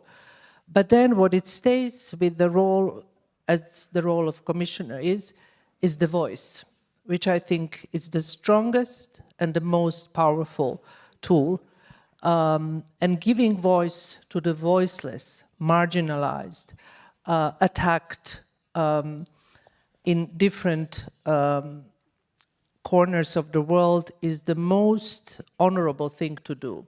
And this is something that this job can achieve. Sometimes just raising the awareness can be important, but that's not going to change the current very problematic situation. But at the same time, I would never say that we should give up or give in. No way. We have to continue. But then on the other side, I think the governments globally need to remember what is at stake. And what is at stake, I think it's larger than everything else that we are discussing. It's freedom, it's the values, it is democracy. And if we continue this way in Europe and beyond, I think we are going to face a very dark world. Alvaro, do you share that worry? Bon, pour vous dire la vérité, moi je crois que nous sommes dans un moment très différent que l'année 99 où on est arrivé. À l'époque, il y avait clairement des situations, des crises graves, des guerres. Il fallait y aller voir, il fallait lutter contre ces situations, il fallait faire un bureau de droits de l'homme en Tchétchénie, beaucoup de choses qu'on a sauvé des vies. On a sauvé, c'est pas n'importe quoi, on a sauvé des vies. Et après, il y avait les situations normales, le respect des droits de l'homme de le reste des pays. Qu'est-ce qui se passe aujourd'hui? Il faut dire les choses comme ils sont. Nous sommes dans une situation en Europe où il y a une véritable décadence du respect des droits de l'homme et des valeurs de la démocratie. Et ce n'est pas seulement des moments de guerre, des conflits armés. C'est que dans la vie normale en Europe, il y a beaucoup de pays entre nous qui ne respectent pas aujourd'hui les principes et les valeurs fondationales du Conseil de l'Europe et de l'Union européenne, les deux choses en même temps. Regardez chez nous le changement qu'il y a en Europe aujourd'hui, très inquiétante. Hein? On voit remonter de l'extrême droite, on voit les remontées des mouvements qui font la négation des valeurs et des principes de l'Union, on voit arriver ces mouvements au pouvoir et gouverner en Europe, chose qui était, disons, était impensable chez nous en Europe. Alors, c'est notre grand travail du commissaire, je pense, même du Conseil, c'est lancer le message qu'aujourd'hui la démocratie, elle est en danger. Attention, elle est en danger parce que les nouvelles générations doivent reconnaître qu'être citoyen, c'est pas seulement gagner l'argent, avoir des téléphones, etc. Non, c'est défendre les principes et valeurs fondamentales de notre société. Le respect de l'autre, le respect de la liberté de l'autre. Voir l'étranger pas comme un ennemi, mais comme un élément positif, et etc., etc. Des choses qui n'étaient pas en discussion il y a quelques années, aujourd'hui sont sous la table. Alors, les commissaires, à mon avis, aujourd'hui ont un rôle très difficile parce qu'il faut regarder ça en face et il faut dire la vérité en face. Et d'un autre côté, les pays européens ont la responsabilité de défendre les conseils de l'Europe. Parce qu'il y a une tendance à mettre les conseils de l'Europe dans l'armoire et fermer la porte. Ouais. Et bon, ça, c'est une erreur historique énorme. Parce que l'Union européenne ne pourra faire jamais le travail qui fait les conseils de l'Europe, ni l'autorité morale qui a les conseils de l'Europe. Parce que le Conseil de l'Europe, à mon avis, il devait être aussi un espace de dialogue fondamental pour trouver les solutions aux problèmes qui se trouvent aujourd'hui, de la guerre et pas la guerre. Parce qu'il faut effectivement avoir un espace où on peut se parler tous sur des valeurs communes. Et ça, c'est la maison où on peut trouver ces solutions. Ce n'est pas un gadget, ce n'est pas disons, une question secondaire, le Conseil d'Europe. Non, non, non, non, non. C'est la conscience de la création du système politique et social qu'on a fait en Europe, que c'est un modèle général pour d'autres. Hein? N'oubliez pas que grâce au Conseil de l'Europe et grâce aux fondateurs, on a eu la paix qu'on a eue jusqu'à aujourd'hui. On a fait la paix parce qu'on est d'accord sur certaines valeurs fondamentales à tous, à différence de notre croyance, de notre langue, de notre culture, etc. Si on perd ça, si on perd la référence du Conseil de l'Europe, aujourd'hui, on ne sait pas ce qui se passera demain. On va tout accepter comme normal, chacun pour soi, et ça devient à nouveau au nationalisme, etc., etc. Et on perd la vision internationale et humaine. Et c'est ici. Mais ce n'est pas question des paroles seulement. C'est une question d'agir. D'agir. D'agir. Et ça, c'est là aussi pour moi un moment très difficile pour les commissaires. Et il faut les soutenir et il faut le voir parce qu'il faut qu'ils disent si dans certains pays il y a des racismes qui est là, il faut le dire. Ouais. Voilà. Hein? Peut-être je suis un peu radical parce que quand on est à la retraite, on peut se permettre de dire beaucoup de choses. Non, mais finalement, nous sommes dans une organisation de défense des droits de l'homme nous sommes dans une organisation qui regarde seulement la défense du patrimoine historique. Bon, non, on est un peu plus loin, non? Voilà. Oh, thank you. Impassioned defense of the principles of the Council of Europe and why we have it and why we need it. I'm going to take a couple of questions from the floor now, and then we'll go to summing up. I know we have a representative of Finland somewhere. There you are. Sound, gentlemen, could you turn on microphone 137, please? I hope so.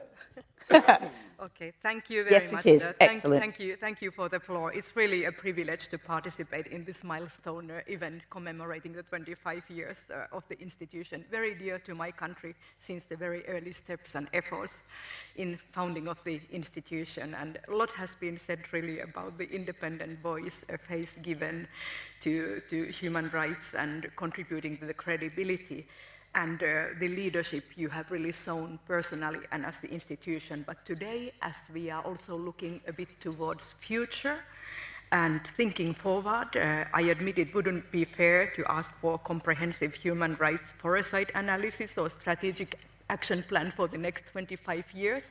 But still, it would be very interesting to hear your views based on your lessons learned and experiences, how to further strengthen and consolidate the impact of the work of the Commissioner, including also as a tool for enhanced societal resilience. Thank you.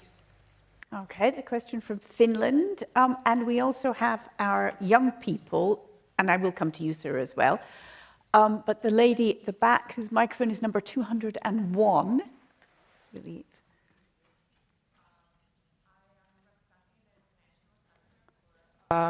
That's it. Thank you. I'm Sofia Moschin. I'm representing the International Center for Research and Education on Intercultural Dialogue. And I thank the Commissioner for inviting our delegation to this anniversary. My question will be for Mr. Vrob. According to the 2024 World Justice Project Rule of Law Index, global respect for fundamental rights has declined for the 7th consecutive year, with the rule of law weighing in 57% of countries from 2023 to 2024. What concrete and decisive actions can civic society organizations like ours take to encounter this backsliding? How can we effectively advocate for member states to strengthen their support for the work of the Council of Europe in safeguarding human rights? Thank you. Okay, one last question. Sir, at the front you had it's microphone 7. J'attends que ça marche. Voilà. Ouais, c'est ça. Bonjour à toutes et à tous. Je suis Mathias Guillaumard, je suis le juge élu au titre de la France à la Cour européenne. Et je voulais dire merci beaucoup pour cet événement. Je vais être très bref parce que je voudrais simplement souligner la complémentarité du rôle du commissaire et du rôle de la Cour dans le respect effectif des droits humains. Ça a été rappelé tout à l'heure, à l'instant même, la mission, ça n'est pas seulement de faire des discours. Votre mission, c'est de contribuer au respect effectif de droits concrets. Et en quoi nous sommes complémentaires ? Ce qui fait le succès de la Cour, ça a été dit par le Président rappelé, c'est l'effectivité de nos jugements. Et c'est le droit de recours individuel qui permet aux gens de venir devant la Cour. Et vous allez vers les gens. Ça a été très bien dit. Et c'est ça qui marque l'efficacité globale du système. Vous allez vers les gens, vous voyez ce qui se passe, vous cherchez à résoudre concrètement les situations, et si ça ne marche pas, vous vous faites le porte-voix des victimes. Et c'est dans ce sens-là que vos tierces interventions devant notre Cour sont parfaitement dans la logique et la cohérence du système. Je ne veux pas dire plus, merci, et je crois que l'espoir c'est un devoir, et l'optimisme de la volonté c'est une nécessité. Merci.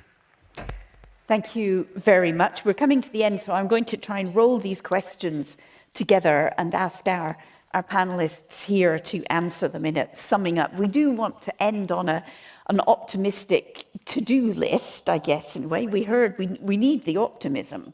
You said as well, if you don't have the optimism, you might as well stop. So for all three of you, we heard key things to advance the cause of human rights. From Sophia, the young lady up there, she talked about backsliding around the rule of law, and she wants some tips on what her organization can do to maybe slow down or stop that backsliding. And then finally, I suppose it's a little question for me. Somebody said to me over a beer a couple of nights ago, but the other side is so aggressive, and they put all this stuff out here about, this focus on this right or that right is bad for you and your life. And somebody said to me, we need to be more aggressive. We need to do that. And I just wonder a little bit what you think about that. Who shall I start with? Donia?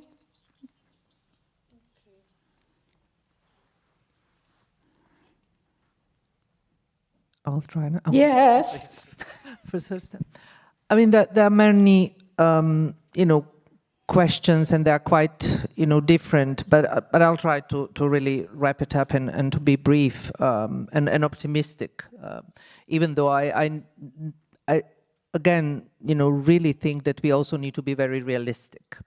And to look at, in the really faraway corners of our planet, where there is, suffering of people that are probably, some of them looking at us and thinking, okay, but what are you actually going to do using all those tools that you have at your disposal?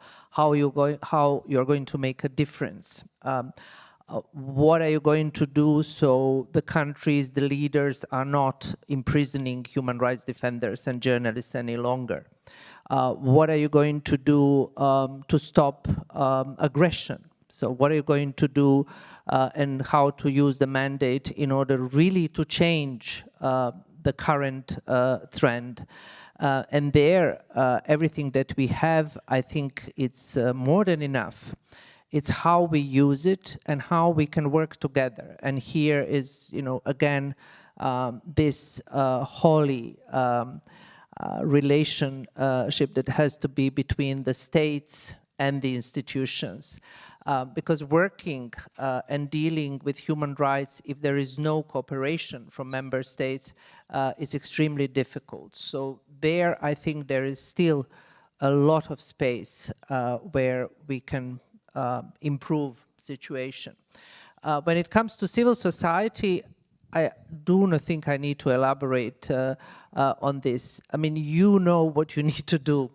How we can help, that is another issue. But all NGOs, at least the ones that are present here, all activists, they are doing exactly what they need to be doing because they want to change certain problematic issues in their society. Council of Europe, of course, has many mechanisms, apart from the Council of Europe Commissioner, in order to work with you and to make those changes in the society. This is also a forum where you have all of us sitting, the governments, NGOs, which I think is quite unique and also offers many opportunities. And then, the court was mentioned today on many occasions. I think it is a jewel of the organization. And the Council of Europe is different and also more relevant because of case law and the way legislation can bring the changes. But then again, we come to the situation, what if the governments do not want to implement the rulings? And then, of course, the commissioner can help. But as long you have the opposition from the states to implement the rule of law and to use this as a tool, we will be, really going in a different direction that we would like to see, and also to offer some kind of hope for the future. But there, I think that the hope is in young people and new generations. And if we fail there, as a societies, as international organizations, if we do not win hearts and minds of future generations, then that is going to be additionally problematic, because then they will say, okay, you have human rights, you have institutions, but then what we are facing in our societies and what we have to deal with is not really reflecting the reality.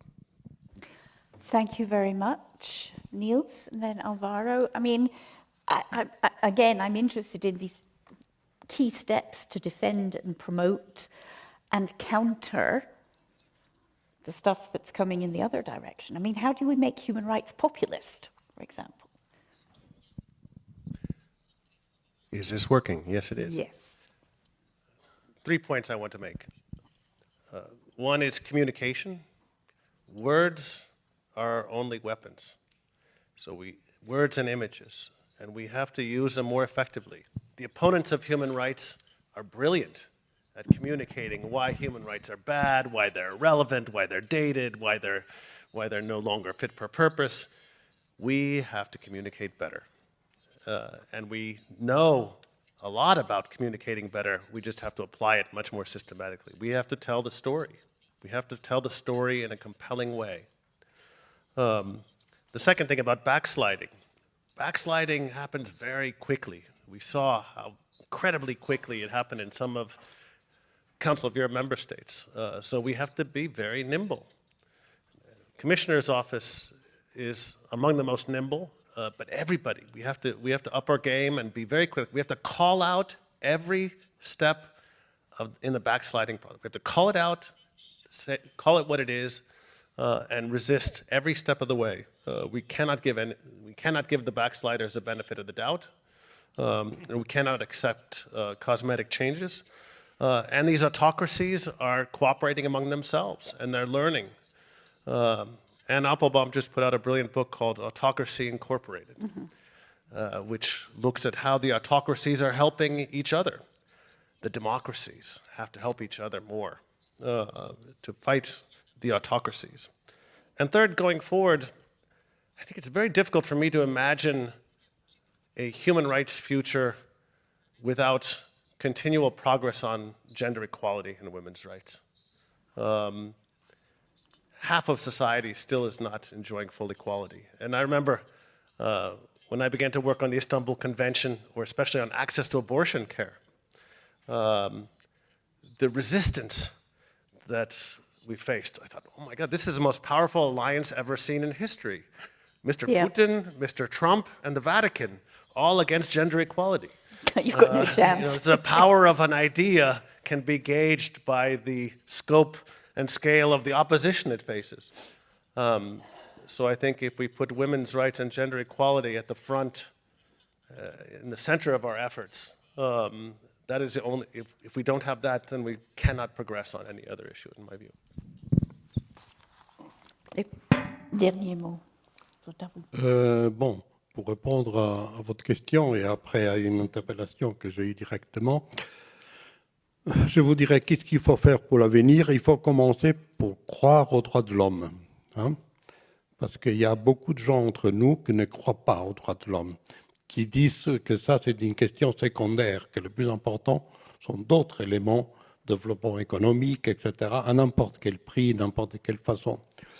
Ma génération, on connaît la valeur des droits de l'homme parce qu'on a vécu une année sans le respect aux droits de l'homme dans nos pays, dans des situations de dictature. Alors, on sait très bien quelle est la valeur de la démocratie. Et à l'avenir, il faut travailler pour faire que ce qu'on dit dans la lettre de la loi, de la Convention, soit une réalité vécue pour tous les citoyens. C'est pas évident, je viens de vous dire, nous sommes dans une dérive dangereuse dans notre Europe et en général dans le monde. Je vous dis pas, je ne fais pas un regard sur l'Amérique du Nord, par exemple, ni sur d'autres terrains qui vont venir. Alors, croire aux droits de l'homme, se battre pour les droits de l'homme aider et soutenir les responsables qui travaillent. Les commissaires, il n'y a qu'un pouvoir moral. C'est la vérité. Et le commissaire, lui, il ne s'engage que lui-même.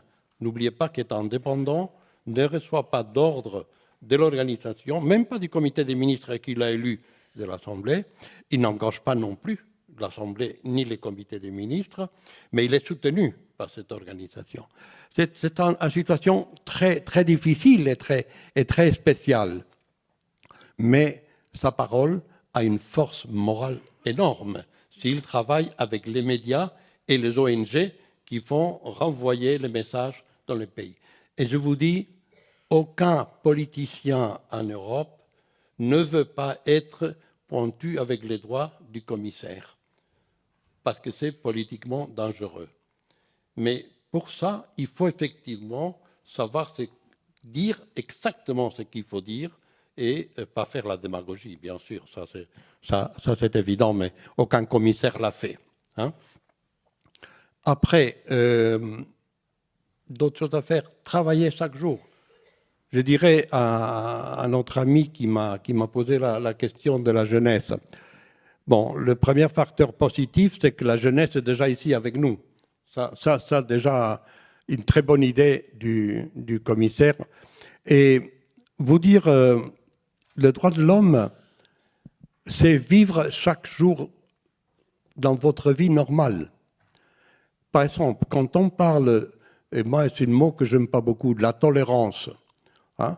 Qu'est-ce que c'est la tolérance en matière de droits de l'homme? Attention, ce n'est pas que je tolère ceux qui à côté pensent différent à moi. Ce que je veux faire, c'est qu'il faut respecter la différence de l'autre. Hein? Ce n'est pas tolérer, c'est respecter. Respecter, c'est pas dire accepter. On peut avoir des différences. Mais je respecte son opinion, je ne le tolère pas. Qu'est-ce que c'est cette histoire de tolère? Il a une religion différente, une idée différente, une conception différente. Je le respecte. Et je vais me battre pour qu'ils peuvent librement dire ce qu'ils pensent aux autres, hein, même si je ne suis pas d'accord. Ça, c'est le respect des droits de l'homme. Hein, et défendre le plus faible. Mais attention à l'idée de la tolérance. Pour donner un petit exemple. Alors, la défense des droits de l'homme, c'est un travail de chaque jour, de chacun de vous, entre vous et vers les autres, vers vos parents et vers la société. Et aider aux responsables politiques en faisant la critique quand la situation dérive dans un terrain que c'est inacceptable. Et c'est facile, non, c'est pas facile. Mais ça, c'est la différence entre un citoyen et une personne qui se laisse traîner dans le chemin. Et pour la Cour, que vous dire? Je pense que le commissaire, à mon époque, quand je suis arrivé, la Cour ne voulait rien savoir du commissaire. Surtout pas rentrer les commissaires, parce que la Cour était complètement bloquée. Et après, on a fait un très bon travail ensemble. Et le commissaire a aidé la Cour dans l'exécution des arrêts. Parce que le commissaire pouvait parler avec le ministre de Justice en privé et lui dire qu'est-ce qui se passe avec ces questions-là. Et je l'ai vécu ça avec plusieurs ministres en disant demain, je donne les ordres de débloquer ça. Je ne le savais pas. Bon, voilà, je ne vous tiens pas plus de temps, mais la défense des droits de l'homme, ce n'est pas une question d'un jour, c'est une question d'une vie, c'est une question d'une conception personnelle de la vie et où on respecte certaines valeurs, on le vit et on le défend, ou bien on se laisse traîner dans un chemin qu'on ne sait pas où il va. Hein? Thank you very much. I think we can take that home with us. Human rights is not a fleeting opinion for a day, it's a commitment for life. Can I thank all our panelists? We've run a little bit over time. Apologies to our subsequent ones who are poised, feet in the starting blocks, to join us up here. Thank you all very, very much for these very insightful comments and for your responses to our audience there. I think we really learned a lot from that. Thank you.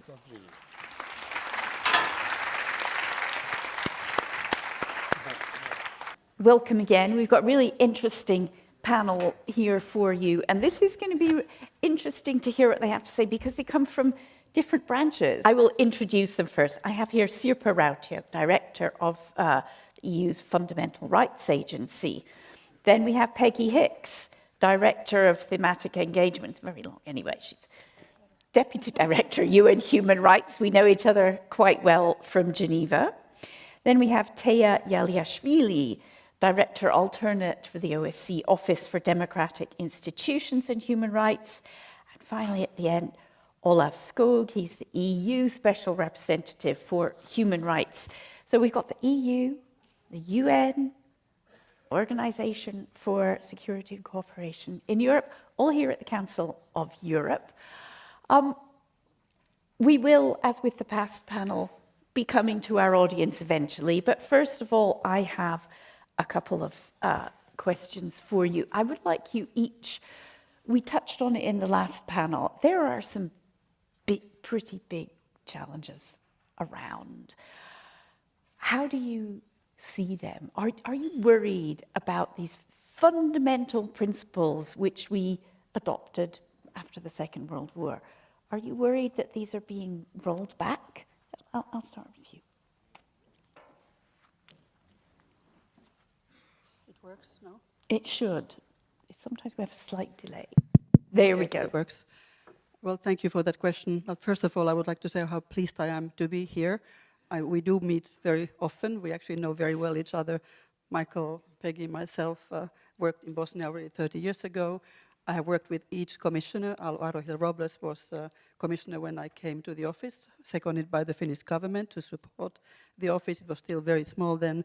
Then Thomas Hammarberg came, and I worked mainly with him, fantastic memories. And then Niels, I was already then in Finland. Niels was extremely helpful. When you work in an easy country that Finland used to be, you don't often get attention, and I have to say it was fantastic to have commissioners who had also some time for easier countries. So Niels helped a lot with some of our issues, and then of course Dunja had always door open when I was dealing with the national human rights institutions as chair of the Henri. So I just wanted to say that it's fantastic to be here, and since we are celebrating, I think we should not only dwell on the challenges, but of course I'm extremely worried. I'm like everybody else. I think Michael summed it up so nicely already with his 6 points where we are at the moment. And at the same time, I think we have good structures, we have good people, institutions working on this. We just have to fire it up and be stronger. Peggy, it's pretty much the same question to you, but from the UN's perspective, UN human rights perspective. I mean, we're going to have to be honest, aren't we? If we look at defense of human rights in New York at the Security Council, it's paralyzed. There will be 3 of the 5, P5, are not necessarily going to be especially committed in the next few years. I mean, how concerned are you? Well, thanks very much, Imogen, and it's great to be here. Shortness of time, so I'll just dive into that question because I think it's really important. I think we have to start out by just recognizing how resilient the human rights framework is. We had our big 75th anniversary of the Universal Declaration last year, and you know, we don't need new rights. We have the rights we need. They matter to people in their day-to-day lives. But in answer to your earlier question, Imogen, I think we've dropped the ball at times in terms of how we've delivered on that message. And I agree, we have the institutions, we have the laws, but are they really delivering for people in the way that they need to? And I think part of what we need to do better is making those connections. And it goes both to how we talk about rights. I think Niels made a very good point about the messaging and the engagement with people around rights, but also which rights are we talking about? And the High Commissioner is working on a concept called the human rights economy. How do economies deliver human rights? And really looking at issues like employment and taxation and budget in a different way as avenues of human rights delivery that have sometimes been overlooked. And Imogen, you had asked as well about, is the moment to be aggressive? Do we need to do something better and stronger more in your against face. the enemies of human rights? Not using the enemy word, which we probably never should. I think it's not about being more aggressive. I think we need to understand better why we don't have the support that we need to. We need to deal with and analyze what is driving some of those forces and take them on in an evidence-based way. but it's also just about investment as well. We came out of the Pact for the Future, the Summit of the Future in the UN, with an enormously powerful document from a human rights perspective, and the Global Digital Compact as well. I'd really like to be able to deliver on all the human rights commitments within it, but I really wonder whether states really see investment in those areas as a priority. I think those who want to push back on rights do see it as a priority, and they will invest. Mm-hmm.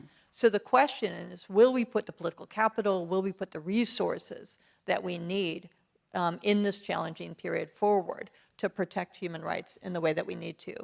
The UN as an institution, I think, is a vital bridge. Europe has so much to offer. We need to work both within and also use European commitment and values and engagement globally to make progress on human rights. But the United Nations is critical to bring that messaging to the world as a whole, to make sure that we're not seeing everything from a siloed perspective in a different way. But I have confidence it can work. And you point to the Security Council, and I won't dive too deeply into that, but you and I both come from Geneva, where the Human Rights Council meets. And the reality is the Human Rights Council, in an incredibly polarized world, is continuing to deliver even consensus resolutions on critical topics. If you look at the work on digital technology and human rights, for example, on biodiversity, we just had a new resolution. So the world can come together to push for human rights, and we just have to make the commitment to invest in it, both politically and with the resources necessary. Can I come to you now, Talia, because the OSCE is an organization maybe some of the people in this room don't know quite so much about. It doesn't fly at the top of the radar like the United Nations does. But from your organization's perspective, how do you see the challenges currently? Microphone. Now it works, yeah. Works, yeah. Yes. Well, I mean, it's exactly the same. I mean, it's a matter of the 57 participating states that we are working with and supporting them to upholding the politically binding commitments, I mean, as decided by the ministerial committees and the Permanent Council decisions. And definitely we as an organization adhere within this comprehensive security umbrella and framework, of course, I mean, working on those human dimension commitments, which are, of course, I mean, on one hand, the pan-European legal order, but on the other hand, in line with those universal standards that we are discussing. And of course, I mean, the Council of Europe member states are part of the OSCE, and it of course goes beyond it. So in this, I mean, from a challenges perspective, I mean, I would really like to highlight, I mean, three primary issues that we are witnesses at this moment in time. I mean, it's a blunt violation of the international human rights law. Of course, I mean, another important issue, I mean, the surge in anti-Semitism and intolerance and non-discrimination, I mean, and the aspects, and of course, I mean, gender backsliding. I mean, those really, I mean, the fundamental things, because when we're talking about the human rights and gender equality and anti-discrimination, those are those primary pillars under which the whole edifice of the human right protection rests upon. So in that sense, I think that regretfully, I mean, there is no difference in challenges as seen from our perspective, and we as part of this international order, I mean, closely working together with the, of course, UN, European Union, Council of Europe, and I mean, in order to tackle and address, I mean, those ones and also beyond. Thank you very, very much. Well, the final answer to that question then, Olof, from the European Union's perspective, because some people, particularly, I have friends in the States, I also have people I know in the former Soviet Union, and who say, you guys are the last little bubble of protecting these things. And yet the European Union itself has backsliders too. Yeah. Microphone should be on. Can we get this? Hello?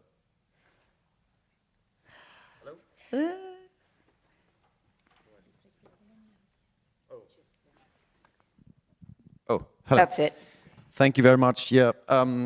Hello, everyone. It's a real pleasure to be here. I think there is certain inspiration to get from just seeing so many people working on human rights, because I think we need to do better and more, everyone. Your first question was, are we worried about the situation? Yes, very much so. But I think there are ways we can maybe, step up and remedy it if we work together. I think it's very important for us Europeans to just take a step back and look a little bit even beyond the quarter century that has been the theme of today's conference. Because if you think about it, much of the calamities, the most massive human rights violations emanate from Europe. Starting back with slavery, the way that we have exploited people around the world, following with the Holocaust, now Islamophobia, and we saw the whole Iron Curtain and all the violence, the massive human rights violations that took place behind that wall for many, many years in a divided Europe. So it's quite remarkable of how far we've come based on what we have experienced. But that experience, I think, is also the root, the origin of the human rights agenda in a way. So that's why I think it's extremely important now to, first of all, understand how our adoption to the human rights has served us extremely well, both in terms of maintaining peace between countries and inside countries, but also in promotion of economic rights and social and cultural rights, and the prosperity that the European Union countries experience has been remarkable. So I think we are advocating and defending a system that has proven itself to be the best system. So when we now see clouds on the horizon questioning many of these achievements, I think we need to be vigilant, as the Grand Duke said, about it. And my plea to all, especially the youth here, is to really keep our feet to the fire, protect the privilege that we all have in living in democratic societies, and stop this backsliding that we're seeing. My job is not so much to work on human rights inside the European Union. The Council of Europe has an extremely important role to do that. My role is to promote human rights globally. But we cannot do that in a credible way unless we keep the highest standards and lead by example. So, that's why I think the cooperation between the Council of Europe holding our countries to account is extremely important. And finally, I think there's a disillusionment out there which is very dangerous about how the global system is not able to deliver economic rights around the world, nor to defend the political and civic rights that we had achieved. And therefore, I think supporting the United Nations as the global body where this have to come together is extremely important. And for those of us who promote human rights around the world, the legitimacy that the United Nations has is something that we cannot really replace very often. We have other instruments to support human rights, and we need to, improve the way we play with them, I think. But essentially, my plea with everyone here is also to think in a multilateral, in a global, always think globally when you act locally, so to speak. Thank you very much. Thank you very much. Quick announcement, which I meant to do at the beginning and forgot. Some of you know that I'm a journalist, and in fact, this discussion will feature in our next Inside Geneva podcast, where we take a deep dive into human rights, international law, and so on. There's some information about it outside the hall, but you can find it on any podcast platform. It's called Inside Geneva, if you want to come back and revisit this discussion. Now, we talked about working together. And I'm going to hand on heart, as I'm a journalist, I do see different organizations dealing with similar topics pulling against each other. I do see that in Geneva quite often.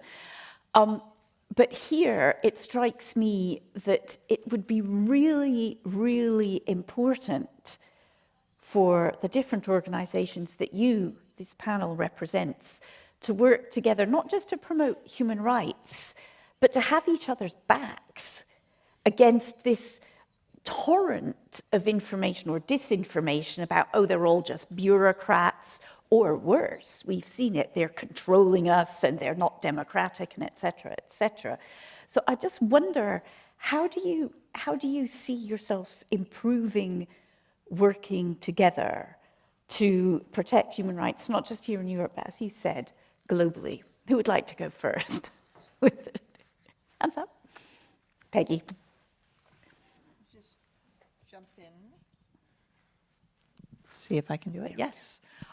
Thanks to Olaf for pointing to the role that the UN can play here. I want to start off just by saying that I think within the UN, my office as the Human Rights Office has an important role trying to get the UN to sing with one voice on human rights, and this concept of how the whole UN system across the development and peace and security pillars also delivers for human rights, sees it as core to its mandate, is essential. I think in answer to the question of how we can do better, how we can ensure that we work together, I think there's already a lot underway. We had a dialogue in our office just a couple of weeks ago, really, with the High Commissioner, with Sirpa, with Olaf. I'm sorry Theo wasn't there as well. But we're really thinking about the question that you asked and about how we can leverage the various roles that we have and make sure that we do have each other's back. I think the role that my office can play in that part is, as I said, something of a bridge as well. We both will continue to hold Europe accountable, as Olaf has mentioned, but at the same time, I see our role as also making sure that what is happening globally on human rights is part of the thinking here as well. I go to discussions a lot that look at the world from a European perspective, because I'm based in Europe, without really understanding how some of these things play out in different contexts, in a resource-deprived context, in a conflict-related context. We talk about human rights as if the way we work on it is going to be the same from place to place. And the reality is the challenges and what people need is very different. Our office can help with that because we have field presences in 100 countries. And so that's part of what, when we have this collaboration, part of what we try to bring is how we can bring that global perspective into the work of the Council of Europe, ODIHR, FRA, somewhat different challenge there, but how we connect the dots a bit on our side. Sirpa, do you want to come in there? And then Talia. That's it. Well, continue where Peggy stopped. Of course, Fundamental Rights Agency is a little bit different from the Commissioner's Office or from the UN. We only work within EU plus a few observers. But of course, we were established for the credibility of EU as a global actor. That was one of the reasons behind. So clearly we need to also be serious about holding EU institutions and member states into account. I think we can improve a lot. Key, I think, is for cooperation to have a genuine independence. All of us working in human rights know that we are pushed from all corners. And I think EU institutions, some of them think that they own us and they want to push their agenda. I think we should be building the agenda based on the real situation and working together, common diagnostics, sharing information, and then also planning action together. And I think we could improve, although there is a lot of good work, cooperation going on, so joint planning, strategizing. It takes time, we are all terribly busy, so I also think we need to much more prioritize. You were asking for some mistakes made. I have for years been unhappy about the huge fragmentation of the human rights landscape. If you are not an expert and you look at Council of Europe, how can you figure it out? So many mechanisms. That's why the Commissioner's Office has been so helpful, because it has been an entry point and a place to go. It's too complex. So we have to be able to focus, work on sort of key basic issues and do it with more investment, more vigor, and not sort of try to fix everything, minor issues. Also, I think artificial division between work on rule of law, fundamental rights, human rights, and democracy should be stopped. We should have been working together with the rule of law, fundamental rights, democracy for much longer. And in fact, some of the mandates and also our masters have been not happy if we have been sort of trying to be flexible and work on these issues in an interconnected way. So I think we need to guard our independence, be strong, and be very focused. And I pledge, of course, that I will try to do that in difficult times. Difficult times, indeed. Talia, I see you nodding there. No, I Hello? Yeah. There we go. Just wanted to reflect indeed. I mean, I think that the field operations, I mean, is one of the best examples. I mean, in particular, where there exists across the globe, including our field operations and the executive structure across all of our institutions, where they really, I mean, coordinate and try to, you know, really bring the messages, I mean, as one. But on the other note, I also wanted to bring, I mean, two concrete examples that I think that we are quite, I mean, proud of. I mean, in terms of the migration-related aspects and issues, like which is extremely important and cross-cutting, and how the cooperation in between four of our institutions, I mean, taking place, I mean, as a UNHCR, as a leading agency, and of course the Council of Europe, European Union, FRA, and the OECD, and how we try to look into this, so independent immigration, but also, you know, integrated border management issues in order to include these soft security aspects within this broader umbrella of comprehensive security. And another, I mean, I think that very important example that this year everyone knows, and the last year has been unprecedented, I mean, years for the elections, and how we as institutions have been cooperated and collaborated when it comes to the election observations, because I think that the elections, I mean, and its conduct, I mean, really shows and that the level of democracy and of course protection of rights and fundamental freedoms in the country. So I think this is also another, I mean, a very good example how the cooperation takes place, I mean, between our institutions, and looking into this Declaration of Principles and the UN Universal Standards in terms of the election-related activities. So, thank you very much. I mean, I think that's one of the key points is that, I mean, I hear this a lot, is that it's not really relevant to me. I mean, human rights are actually relevant to everybody, but you have to make them so. And again, this comes back to how do you work together? How do you support each other? How does the EU, if they're dealing with some issue and people say, oh, but the UN is useless, how do you respond? I mean, I think I think it's quite important to maybe a bit of gentle information. I think I'm struggling with this. There it is. Yeah. Look, I think, first of all, I think in the area of human rights, I think it's better that there is a certain duplication than that we leave anything undone. You know, yeah. I'd rather have that too much action than too little, especially now. And someone spoke before about silos. I think there's always a risk of that, but I think the way we cooperate, it's not siloed. There is a lot of cross, you know, we exchange a lot, very regularly, sometimes very informally. I don't go anywhere without first having checked with what the High Commissioner for Human Rights, Volker Turk, has been doing with that country, so that I can sort of support and come in. In everything we do, we rely, when we make, you know, EU policies formulated based on the OSCE election monitoring in various countries. I had an excellent conversation this morning with the Secretary General of the Council of Europe about how we can sort of compare notes. What the Council of Europe is doing in working with human rights and democracy promotion with the member states here is highly relevant for the enlargement process of the EU, which I think is one of the most significant contributions to human rights democracy in Europe. So I'm not too worried about that, although we could probably do more. But you also asked about how do we sort of keep this high on our agenda. And I have to be very honest with you that I also struggle internally in the EU to have this conversation, because for many, too many, the human rights, it's a little bit of an afterthought, you know, in our policies. It's to feel a little bit good about ourselves and to be able to say that, well, we brought up this case or whatever, you know, but I'm trying to persuade people that actually this is a strategic interest for Europe. Mm-hmm. The human rights and democracy promotion agenda has to be central to everything we do in our foreign relations. There is a very, very difficult competition going on in the world about different systems. One is autocratic. It's represented by Russia and by China. The other one is the system that we represent, that I spoke about before, on human rights in their entirety, economic and political, how they have delivered for our people in a unique way. So we have to stand up for that system much more forcefully than we do, but in a smart way. Being very open about that we all have these challenges.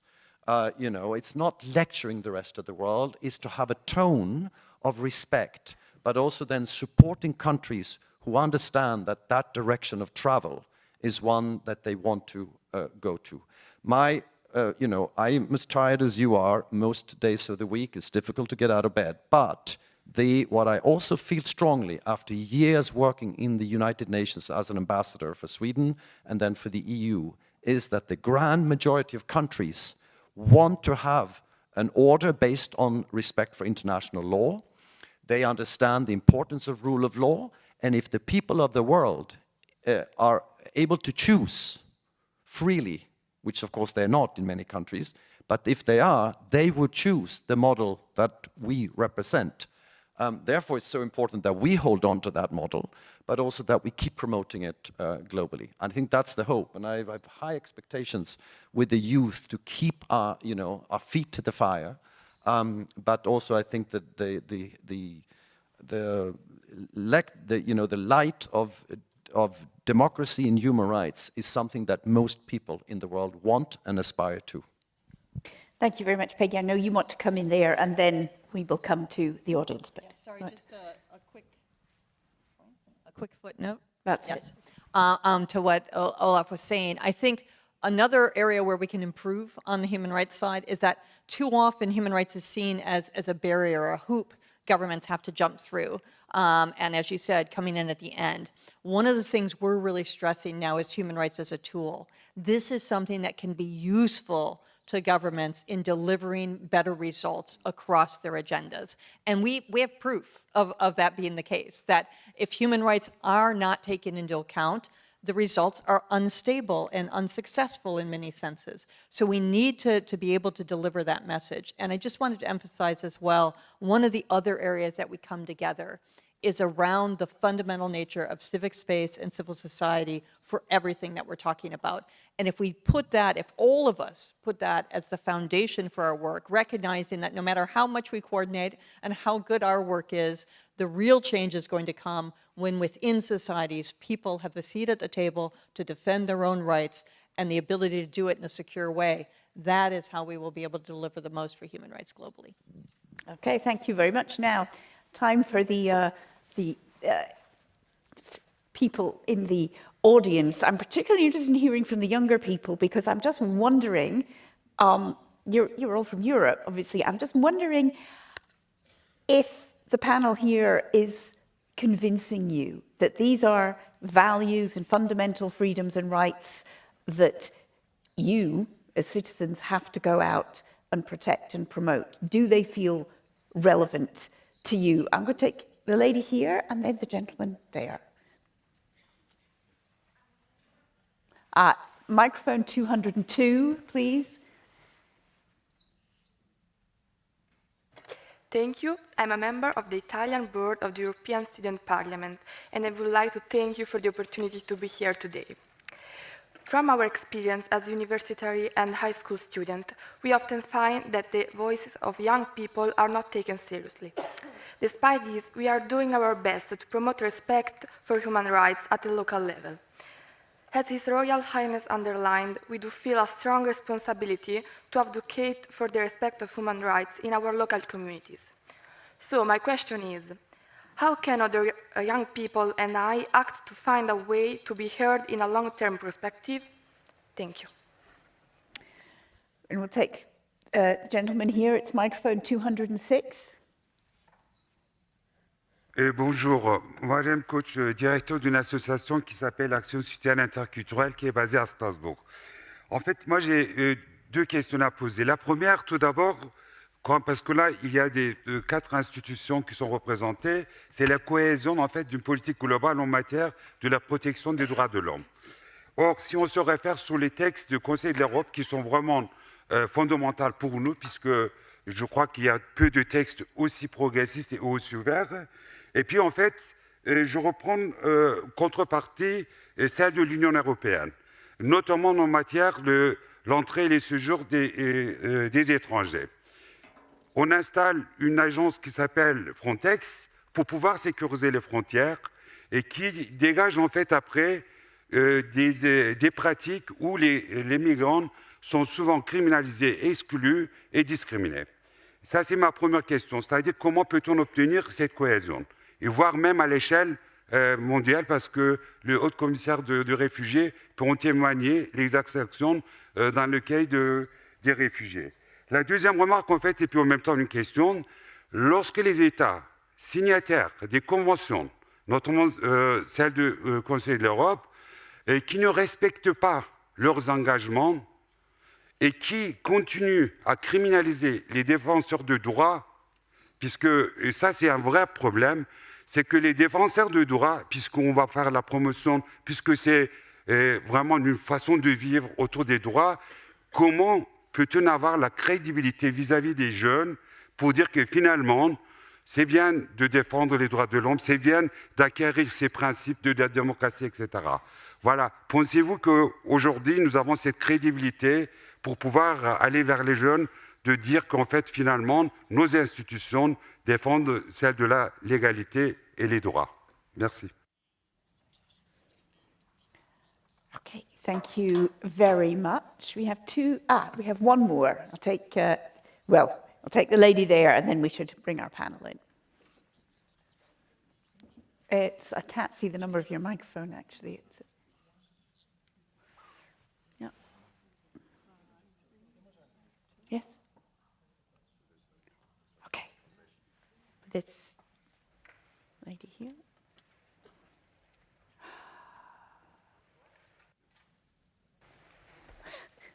Well, that'll take the person who's got their microphone on, 154. It doesn't work. 154, please. Yeah. Thank you very much. My name is Louisa Hulk, and thank you for giving me the floor as the chair of Henri, the European network bringing together all national human rights institutions from across the Council of Europe. We are very happy and honored to attend this anniversary of the Commissioner, which has been a key counterpart for Henri and its members since its establishment 25 years ago. Henri's individually and NHRs individually and Henri as a collective have closely cooperated with the Commissioner in carrying out its mandate across the past 25 years. This includes the Commissioner reaching out to and meeting with NHRs in the context of country visits to ensure their reliable information is taken into account for advancing the human rights situations in country. Vice versa, the Commissioner has also provided support to NHRs, including for the establishment or supporting their enabling space when that is under threat. At last year's Reykjavik summit, heads of state and government have recognized the role of NHRs as pillars for human rights, democracy and rule of law across the Council of Europe member states. Accordingly, the summit has committed the Council of Europe to further cooperate with and support national human rights institutions. And we look forward to building on our positive experience from close cooperation with the Commissioner to build more meaningful engagement of Council of Europe with NHRs. And in this current challenging context for human rights, democracy and rule of law, stronger cooperation and solidarity amongst us all will only become even more relevant and needed. And I would very much appreciate any comments from panelists on good practices they have concerning cooperation with and support for national human rights institutions as inspiration for the wider Council of Europe to foster more meaningful engagement with NHRs. Thank you. Thank you very much. Well, I will ask our panelists to respond to some of those questions. We had I'm afraid we're running a little bit out of time. I'm so sorry. We had a question about message to young people. We had a question, I didn't quite hear it all, I'm sorry, sir, but related to the rule of law. And we had a question about good practices from the lady here. I'm particularly interested in hearing about the inspiring of young people, because they are the future. And let's be honest, given the challenges facing our world, it would be very easy for them to say, no thanks, I'm going back to my social media, I'm going back to under my duvet and drink some hot chocolate. It would be easy to do that. So I think we do need to as we wind up, provide some inspiring messages for them. Who wants to go first? Yes? I can start, if I can get my microphone. I must say that for an organization that defends freedom of expression, your microphones are not great. It's not me. Nor the translation. But look, first, on the credibility question about migration, etc., I think I made that point before. I think you, citizens of European countries, have to do everything you can to insist that your countries, also in the face of difficult challenges, migration flows, terrorism threats, etc., stand up for human rights and international law. It's absolutely crucial. If we, as the main advocates for a rules-based international order, start negotiating downwards on international law, we are lost. Secondly, on youth, thank you for being here and thank you for raising your voices. I wish you had been part of panels and speaking here this morning. But I know that this is an organization that engages you a lot, which is good. You have to make maximum use of the commitments that every leader of the world has made to pay attention to your demands, including, someone mentioned the Pact of the Future, recently adopted in New York. Leaders are committed to implement human rights, hold them to account. Make use of the consultation forums that do exist. I know that President von der Leyen of the Commission is opening up for consultations. I know that we are trying to do that in many other areas. So please just form yourself, make sure that you have very clear messages. And finally, stand up for human rights. Stand up for your democratic rights, but not just yours, but those of your neighbor. And remain global citizens. The question on national human rights institutions, I make a point wherever I go to meet with them to the extent that they do exist, with and also then make sure that the governments in countries pay attention to those institutions and that they remain independent.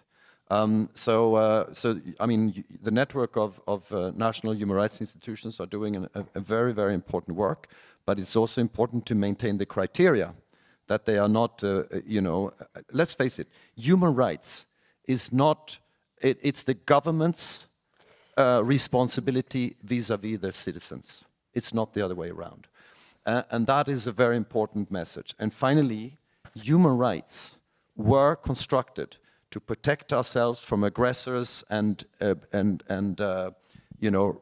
persecutions, but they're also there to protect ourselves from ourselves. So again, Europe has been the origin of so much disastrous human rights violations in the world. So let's not forget that those human rights are also about holding ourselves to account. Thank you very much, Sirpa. I know you want to come next, then we'll go to Talia and then Becky. That's it, yeah. Briefly on the youth, my predecessor Michael already had very good youth activities with FRA Youth Dialogues. He set up a youth panel that we are now continuing. I think on youth, it has to be genuine. And that's why I think we also need to get young people to work within these institutions. So I'm hoping to set up a youth program, young experts. So we would gradually also grow to these institutions, young leaders. But of course, youth also grows only if there's a good level of education, if they have opportunities, at home. So I think that's something we shouldn't forget. We can do so much, but really we have to insist that EU policies, national policies, continue to invest in good quality education, including human rights education. On NHRIs, I'm maybe a little biased. I was leading one for 12 years, and I'm the previous chair. But I have to say, from my experience, it was already very good working with Fundamental Rights Agency, with Commissioner, and there have been more and more participation rights also in the Council of Europe. It has been opening up to civil society and national human rights institutions.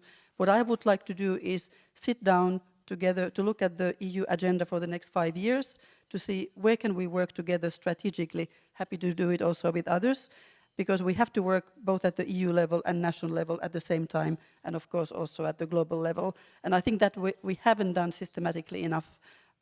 That's something I think we could still do more. But overall, there's very good work going on with national human rights institutions, with all of their diversity.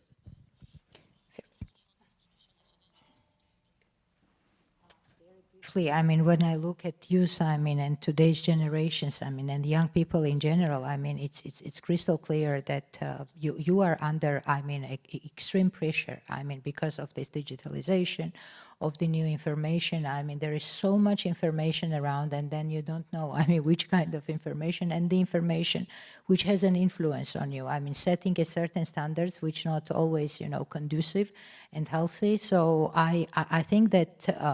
I'm really impressed, I mean, with those young people who are trying to do their best in these challenging times and in these situations, unlike our generations, where we did not have, I think, such a pressure and impact, I mean, coming from external part of the world. And on the other hand, I mean, of course, I mean, investing into education, I think this would be, I mean, something that I would really think and call for the, you know, I mean, national governments, I mean, to make sure that there is a possibility of the young people, I mean, and investing in a proper education in order to be able to have an access and definitely, you know, in a proper civic and democratic education, making sure that you are advocating for your rights, but also from our side to thinking, you know, about the opportunities. I mean, again, non-paid internships, right? So, I mean, which is also quite a global challenge and issue, because I mean that not all of us are in a position to provide those opportunities. I mean, for you to get engaged,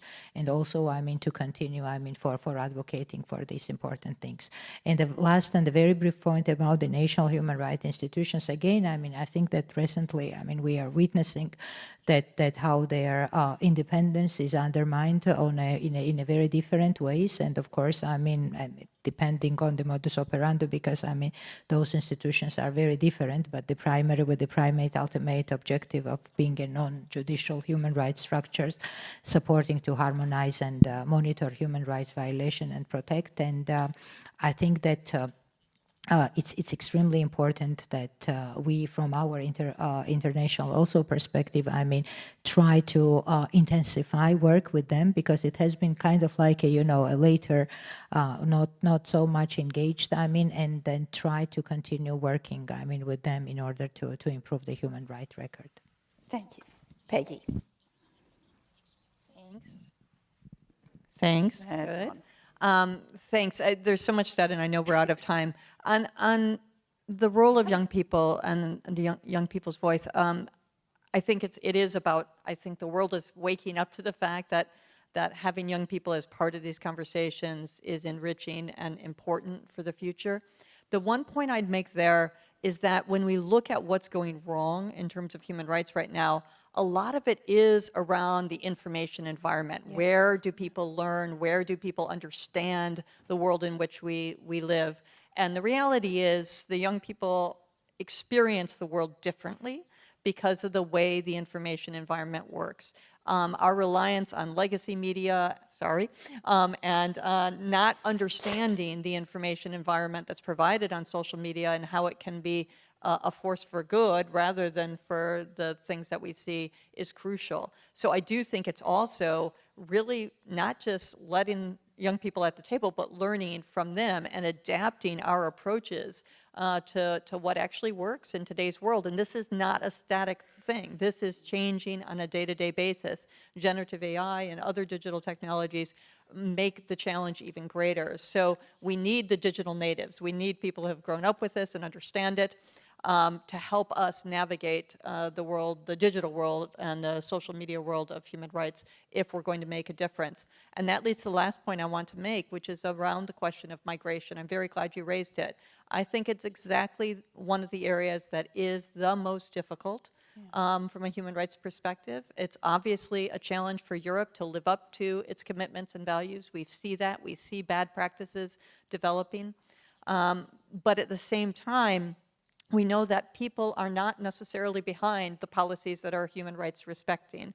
And that does go to these issues around the information environment and how we deal with them.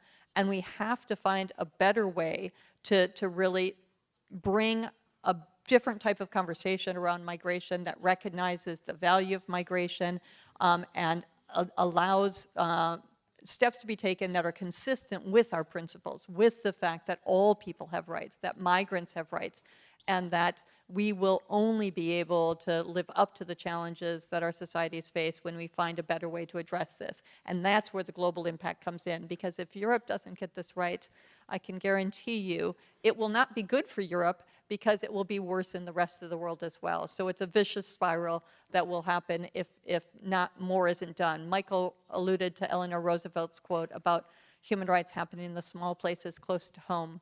They certainly do. They happen in those places and in the dark places in which people are faced to live and work and challenged to their lives and security. And those are people that we also need to protect. And we need to find a better way to have that conversation where migration is not instrumentalized and used as a tool to allow leaders to be elected who ultimately will not just bring in bad policies on migration, but will also have a negative impact across the human rights agenda as a whole. So just a plea to everyone to come together, think much more deeply about how we can address the issue of migration in a way that's human rights respecting. Thank you very much. Thank you to all of the panelists. I hope that there have been inspiring words, particularly for the younger people in our audience. We know it's a very challenging time. We know it can be very easy to think, oh, there's nothing I can do, there's nothing I can do. But there is. And I think we've heard some tips and tricks and guidelines from our panelists and from our previous panelists. So thank you all. That brings us to the end of this panel, and I call on Michael O'Flaherty, Council of Europe's Human Rights Commissioner, to make his closing remarks. Do you want to be there? Yeah, then everybody can see you.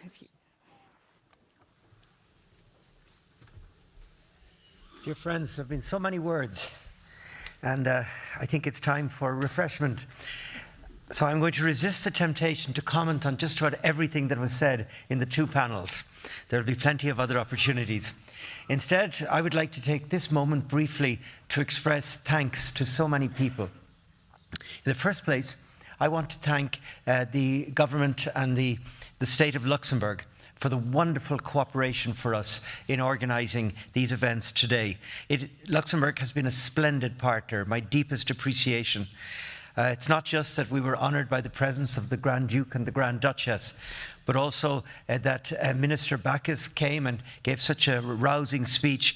We have with us the Luxembourg Ambassador for Human Rights and, of course, the permanent representative. And again, the sheer numbers in which you've turned up today testify to your passionate commitment for human rights.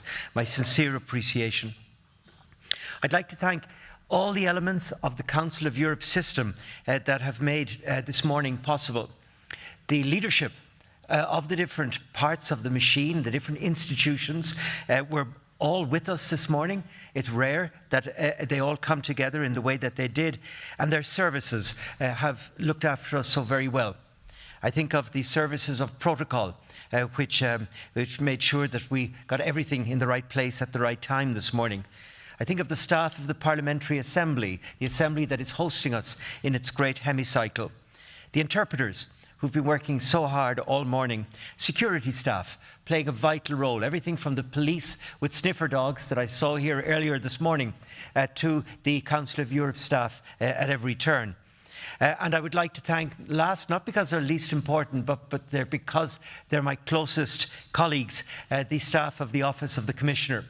There has been there's been some reference to them this morning, and that's entirely right. The Commissioner couldn't achieve anything, frankly, if it wasn't for the staff. I every day marvel at the extraordinary quality, professionalism, integrity, and vision as well as a capacity to challenge that describes the 30 people who work with the Commissioner. And so I thank them not only for what they do this morning, but for what they do every day. I'd like to thank speakers, the panel that's literally here physically in front of me right now. Thank you so much. I thank you and the previous panel, the commissioners, the former commissioners. It was so wonderful that you were here and that Thomas was here, at least virtually. It's the first time in the history of the institution that the commissioners have been together in this way. I'd like to thank all of you. There's been reference to some of you at different points, the very large contingent of young people, your heroes, to have put up with all that talk for so many hours this morning. Thank you very much. I'd like to thank a group that I didn't refer to enough in my own intervention earlier, and that is the community of some 35 human rights defenders who have joined us for the event from all over the Council of Europe member states. I want to thank you for giving us your time. It's much appreciated. Sometime early this morning, I think it was Minister Backus referred to us all as allies in the great project of human rights. I'd like us to depart from this room with that sense of alliance very strongly and tangibly in our self-understanding. And as we do so, let's make this motto up here, the motto, at least some of it, for all of us. Firstly, facing the future. It's not about maintaining the now. It's not about protecting whatever has been achieved. It's about confronting the future in all of its knowns and unknowns. And it's about doing so with confidence. Confidence is not the same as naivete. Confidence does not say we will succeed. Confidence says we are ready to confront the challenges and we intend to succeed. And as I join you, your ally, in this project of facing the future with confidence, I do it building on the experience of 25 years. I do it building on the experience of my successors, thankful to them for establishing the institution and for incrementally strengthening it over that quarter century. And all of us then, coming back to all of us in our new alliance, I think it's time for us to be more hopeful. Resuscitate that quote from Martin Luther King that has gone out of fashion. It is still valid, I'm convinced, and I think we've heard enough stories this morning to believe in the validity of the statement of Martin Luther King when he said that the arc of the moral universe is long, but it does bend towards justice. So thank you all very much indeed. I wish you all a safe journey home. Thank you.